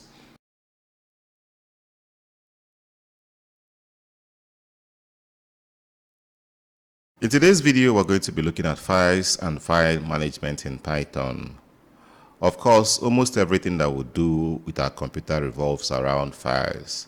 When we open files, maybe Word document or PDF document, when we create documents, when we try to extract information from documents or files, almost everything that we do essentially involves file operations. And in Python, you can be able to create files, you can be able to edit files, you can be able to extract information from files. You can just write a simple program that can delete files for you, rename files for you, or perform different kinds of file operations. So now we're going to write a program that can access a file using Python. So what I'm going to do now is that I'm going to create a new file. So let me go ahead and create a new file and call it data.txt. So this is a test file, and inside this file I'm going to say line 1, I can say line 2, and then line 3. So I'll save this file. So what I'm going to do now is that I'm going to write a program that can access or read the content of the file. So for me to do that, I'm going to make use of the open function. So what I'll do is that I'm going to have a variable called file and then put the quality sign, and I'm going to make use of the open function. So I'm going to say open and then provide parentheses.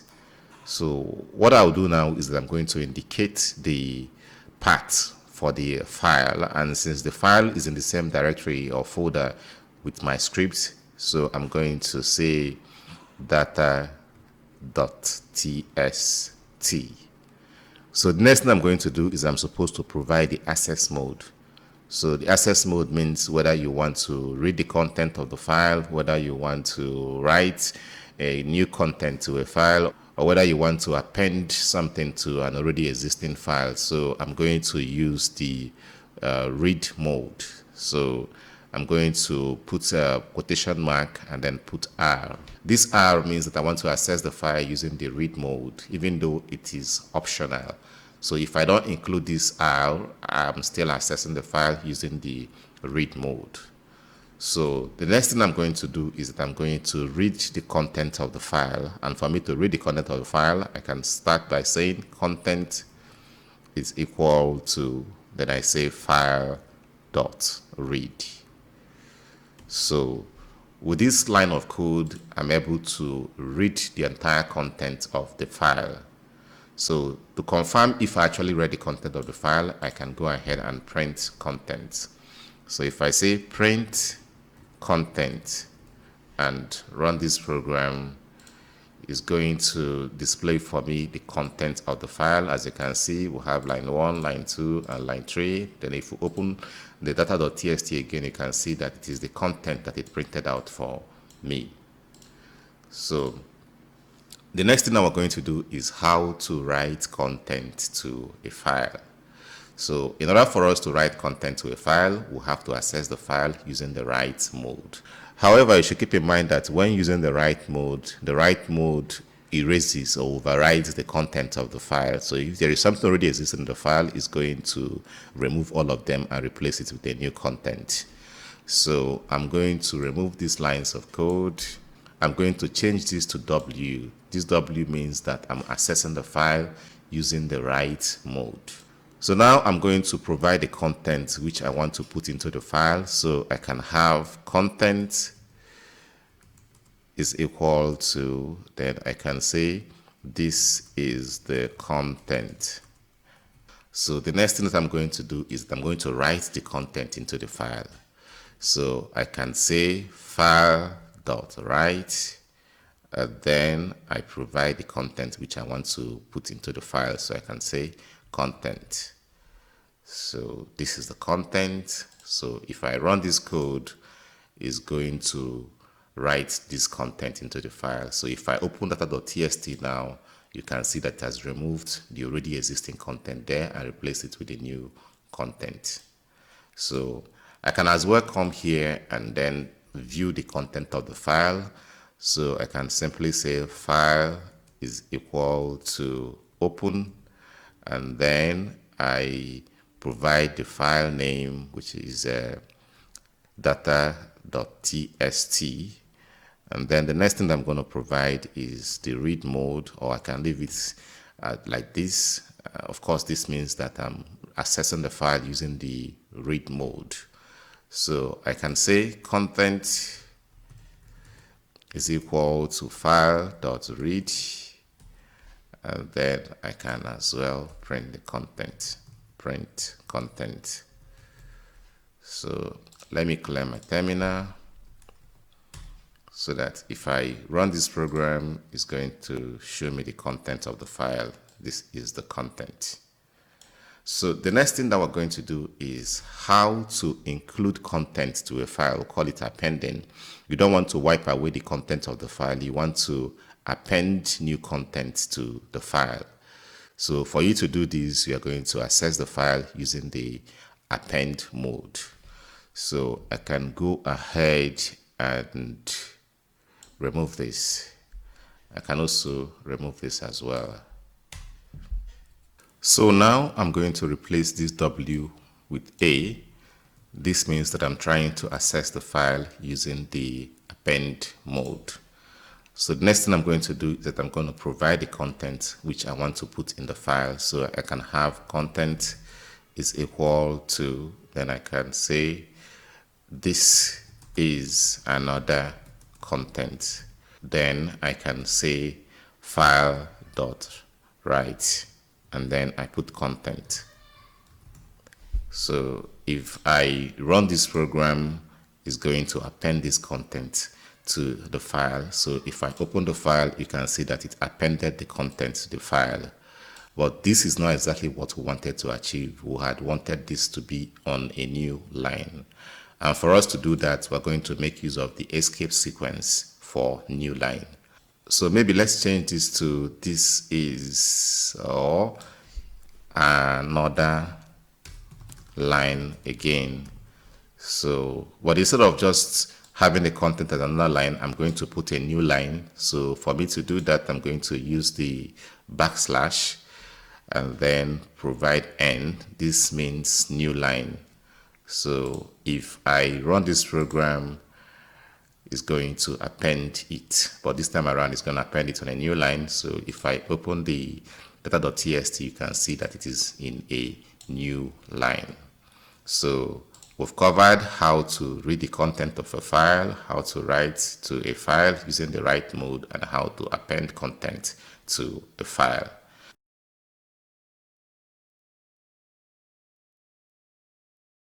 In today's class, we're going to be looking at object-oriented programming. So what is object-oriented programming? Object-oriented programming is a way of writing program where you write your programs in form of classes and objects. Let's say you want to build a house. The first thing that you do is that you're going to have your building plan. And then from the building plan, you can now erect the physical building. So with regards to object-oriented programming, the building plan can be considered as the class, while the physical building is considered as object. So object-oriented programming is a way of writing programs where you write your programs in form of classes and objects. Now we're going to start by defining a class. And for you to define a class, the first thing that you do is that you're going to provide the keyword class. So start by writing class, and then the next thing that you're going to do is that you're going to provide the name of the class. In this case, we can call it building, and then you put a colon. Then every other thing after the colon is considered as the body of the class. So in this case, I can say pass. Pass means nothing, so we're just creating a dummy class. So the next thing that we're going to do after creating a class is to instantiate the class. So for you to instantiate the class, you are going to have a variable. Let's call this object, obj, and then we'll put the equality operator, and then we'll provide the name of the class, in this case building, and then we'll put a parenthesis. So this is instantiating of the class, and then this is defining the class. This variable serves as the object of the class building, and from this object you can be able to access the attributes or methods defined inside of the class. So I'm going to remove this and let's define a proper class. So the first thing that you do when you define a class is that you're going to provide a constructor. And for you to do that, you are required to provide a special method known as init. So we're going to have def, and then we'll have double underscore, and then we'll put init, and then we'll put another double underscore. So the first parameter you're supposed to put here is self, after which you can then put other parameters. Let's say we want to have a name. So we'll now put a colon, and then we're now going to provide our instance variables. Instance variables are variables that are tied to every object of a class. So let's start by saying self dot name is equal to name. So this self.name is considered an instance variable. So we'll also consider instance variables as attributes. Now we've just defined a class and we only have one instance variable, which is self.name. So the next thing that we're going to do is that we're going to instantiate the class or create an object of the class.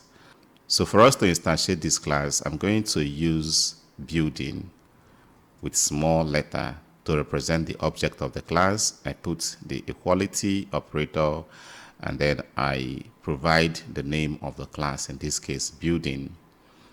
And now I'm going to put a parenthesis, and inside of this parenthesis I'm required to put the name of the building. So I can call this, let's say, house. So now I've instantiated the class. So if I want to access the instance variable, I can use the dot operator. So let's say I want to find out the name of the object. I can say name is equal to, and then I provide the object, and then I use the dot operator and then specify the instance variable, in this case name. So if I print name and run this program, is going to give me house. So the good thing about object-oriented programming is that you can define a class and then create as many objects of the class. So I can call these other objects, let's say building 1 is equal to, and then I still provide the class, which is building, and then I can provide the name. So let's call this one a duplex. So if I want to access the instance variable name, I can say print, and then I say building 1 dot name. So if I run this code, it's going to give me duplex. So let's say I want to have more instance variables. Let me include color. So I can have an instance variable self.color, and then I assign it to color. So what this means is that if I'm to instantiate this class, I'm going to include color when instantiating the class. So I can have something like, let's say white, and then I close the parentheses, so that if I say print building dot name, is going to give me the name of the building, which is house. If I want to get the color of the building, I can say print, and then I'll say building dot color, and then this is going to give me the color. In this case, we'll have white. Now we've learned how to define classes with instance variables. The next thing that we're going to learn is how to define methods. So when we say methods, methods are functions that are defined inside of a class. Just like functions, you define method using the def keyword. So I'm going to have def, and then let's say I want to call this method info, and then I'm required to put the self here, and then I put a colon, and then the next thing to do is that I'm going to provide what this method is going to return. So I can say return, I'll use my f string and say maybe self.color, and then I can have self.name. So now if I want to access the method, I can quickly say print building, and I use the dot operator and provide the method, in this case info, and then I provide my parentheses, so that if I run this program, it's going to give me white house.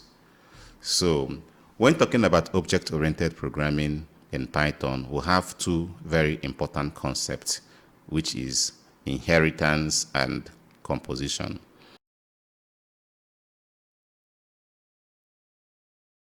So when we say inheritance, inheritance is an aspect of object-oriented programming where you define a class and then have another class to inherit the attribute or method defined in the original class. So let's say we have this class. Let's call this class building. And then we'll have the instance variables. So let's say we have def, and we'll have init double underscore, and then I have self, and then I have name. So we can have self.name is equal to name, And then we can define a method. Let's say the method is info. We can have def and have info and have self. So we can say return, and we'll say self dot name. So this is the method defined inside of this class. Now we can create another class that inherits from this building. So I can have, let's call this class Duplex. So I can say class Duplex.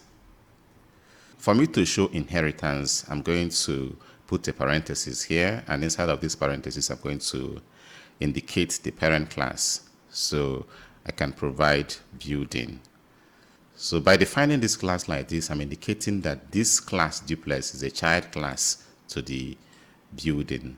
In other words, the building is the parent class, while the child class is the Duplex. So I'm going to put my colon here. So inside of this class, I can now provide my attributes and methods. So I can start by defining my constructor. Let's say I have def, I have init, and then I have self, and I have name. So let's have it like this, and then I can say self dot name is equal to name. So I've finished my definition. Now I'm going to instantiate the Duplex class. So I can say obj is equal to, then I put Duplex, and then I provide the name of the Duplex. Maybe I can still call it Duplex, or let's call this twin Duplex. So I've instantiated the class. If I want to get the name attribute of the object, I can say print, and I'll have object.name, so that if I run this, it's going to give me twin Duplex. So now, if you observe very well, inside of the Duplex class, I only provided the constructor. But by virtue of inheritance, I can actually access this method that is defined in the parent class. So I can have something like this, print, and then I'll say obj.info.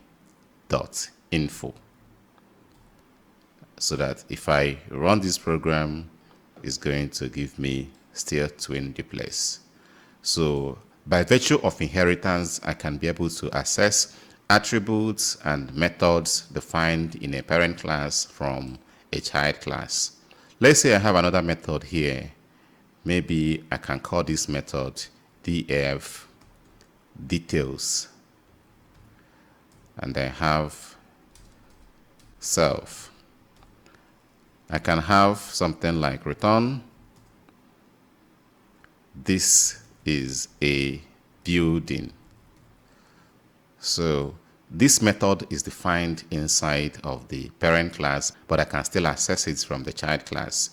So I can still have something like print, and I'll say obj.details. So that if I run this program, it's going to give me the output, this is a building. So I'm going to clear here. So when it comes to inheritance, you can extend a parent class or you can override a parent class. So we'll start by extending. So what it means to extend a class is that you provide methods that are not defined inside of the parent class in a child class. For instance, I can define something like df, and then let's say building age. Then I can say self, I can have age. So I can have return, and say use f string, and then say this building is, let's say I'll put age and say years old, something like this. So by defining this method, I am extending the parent class. So I can remove this, and then I can say, I can remove this. I can have age is equal to, then I say obj dot building age, and then I specify the age. Maybe I can put 10. Then I can say print age. So if I run this program, it's going to give me this building is 10 years old. I might as well override methods that are defined in the parent class. And for me to override methods, what it means is that I should provide the exact method that is defined in the parent class inside of the child class. So I can copy this and then put it here. And then by defining this same method that is defined in the parent class and the child class, I'm overriding it. When I call .info from the object, Python is going to take me to this particular method that is defined in the child class. In this case, I may want to have it return for me. Maybe I'll use fstring and say this is, and then I can say self.name. So if I run this program again, instead of giving me twin duplex, it's not going to return for me, this is twin duplex. In the next video, we're going to be looking at composition with regards to object-oriented programming in Python. Composition simply means using objects of other classes to create maybe a bigger object. So you can look at composition this way. Let's say that you want to manufacture a car. You don't necessarily have to be the one to manufacture the engine, manufacture the batteries, other components. So this means that you can actually get engine manufactured by another company, get battery that is manufactured by another company, get the chassis from another company, and then you couple them together to form a bigger component. So that's the way composition works. So we're going to demonstrate composition using a car class. And in this case, we're going to create a class for battery, we're going to create a class for engine, and then we're going to create another class, which is car. And this car is going to make use of objects of the engine class and the battery class. So we're going to start by creating a class for the battery. So we can start by saying class, and we'll call it battery. And then we'll provide our constructor. In this case, we can say df. We'll have double underscore in it. And then we'll have self. Then we can have the voltage of the battery. So let's call this voltage. And then we'll put our colon. Then we can say self dot voltage is equal to voltage. Then we can also define a method that gives us information about the battery. So we can have def, we'll say battery info. Then we'll have self, and then we're going to put our colon, and we can say return.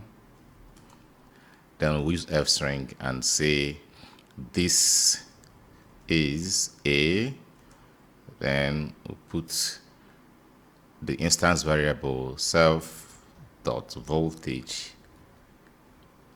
and then we'll have battery. So we're done with this.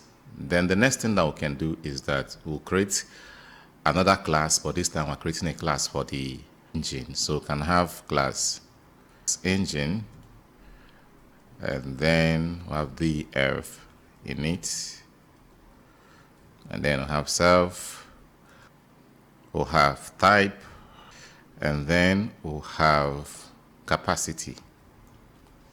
So we can have something like self dot type is equal to type. Then we can have self dot capacity is equal to capacity. We can also define a method that gives us the information about the engine. We can say df engine info. Then we'll have self here. So we're going to return, use f string and say this is a. Then we can put self dot capacity, and then we'll put self dot type, and then we'll have engine, something like this. So then we can also have a method that will enable us to start the engine or off the engine. So we can have def start engine. We can have def start engine. Then we'll have self, and then we can return something like engine on. Then we can also have a method that stops or offs the engine. So we can say df stop engine. Then we're going to say return engine off. And so the next thing is to create the car class. So we can start by saying class, and then we'll have car. Then we'll provide our constructor. In this case, we're going to say df init, and then we'll say self. Then we can provide the name of the car. So we can say name. We can provide the engine of the car, which is engine, and then we can provide the battery of the car, which is battery. I'm going to have self dot name is equal to name, then self dot engine is equal to engine.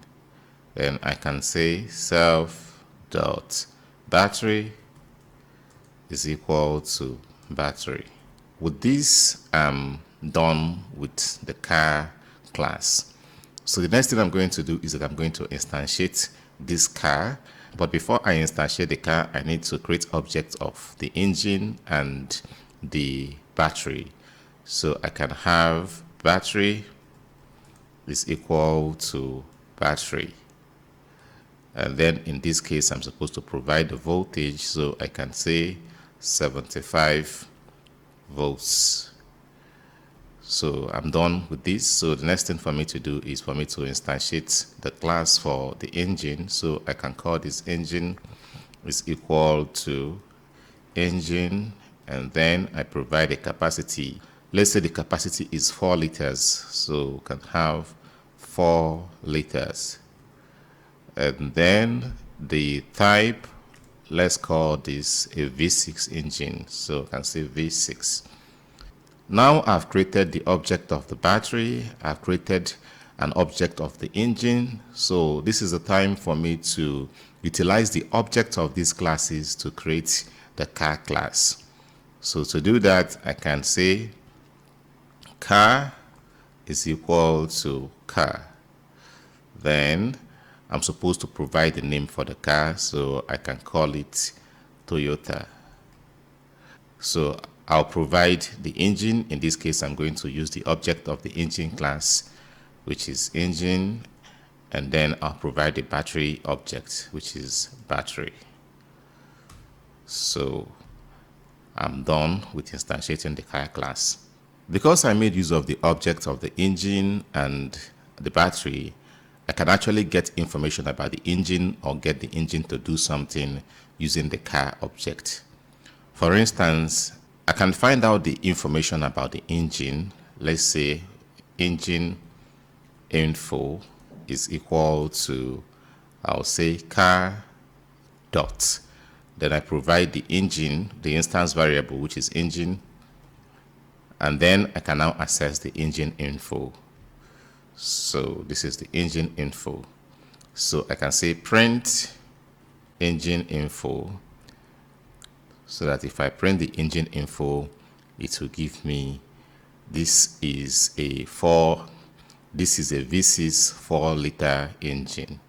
So composition in essence is about using objects of other classes to create another class. For instance, if I want the engine to start, I can quickly call on the start engine method of the engine. I can have something like status is equal to, I can say car dot engine, and then I'll say start engine. And then I can print the status, print status. So if I run this code, it's going to show me engine on. If I want to off the engine, I can say stop engine. And if I run this program, it's going to show me engine off. Also, if I want to get information about the battery, I can say battery info is equal to car dot battery info, and then I can print the battery info, print battery info. So if I run this program, it's going to show me this is a 75-volt battery. So in essence, composition is about using objects of other classes to create maybe a bigger or composite object. Exceptions has to do with unforeseen activities or events that happens during the program execution. A lot of times you might write a very wonderful program and everything seems to be nice, the program seems to be correct, but for one reason or the other, the program encounters problem during execution. So those unforeseen events or those unforeseen activities that prevent your program from executing correctly are known as exceptions. So let's take a look at this example. Let's say you have num1 is equal to int input. Let's say we'll have enter a number,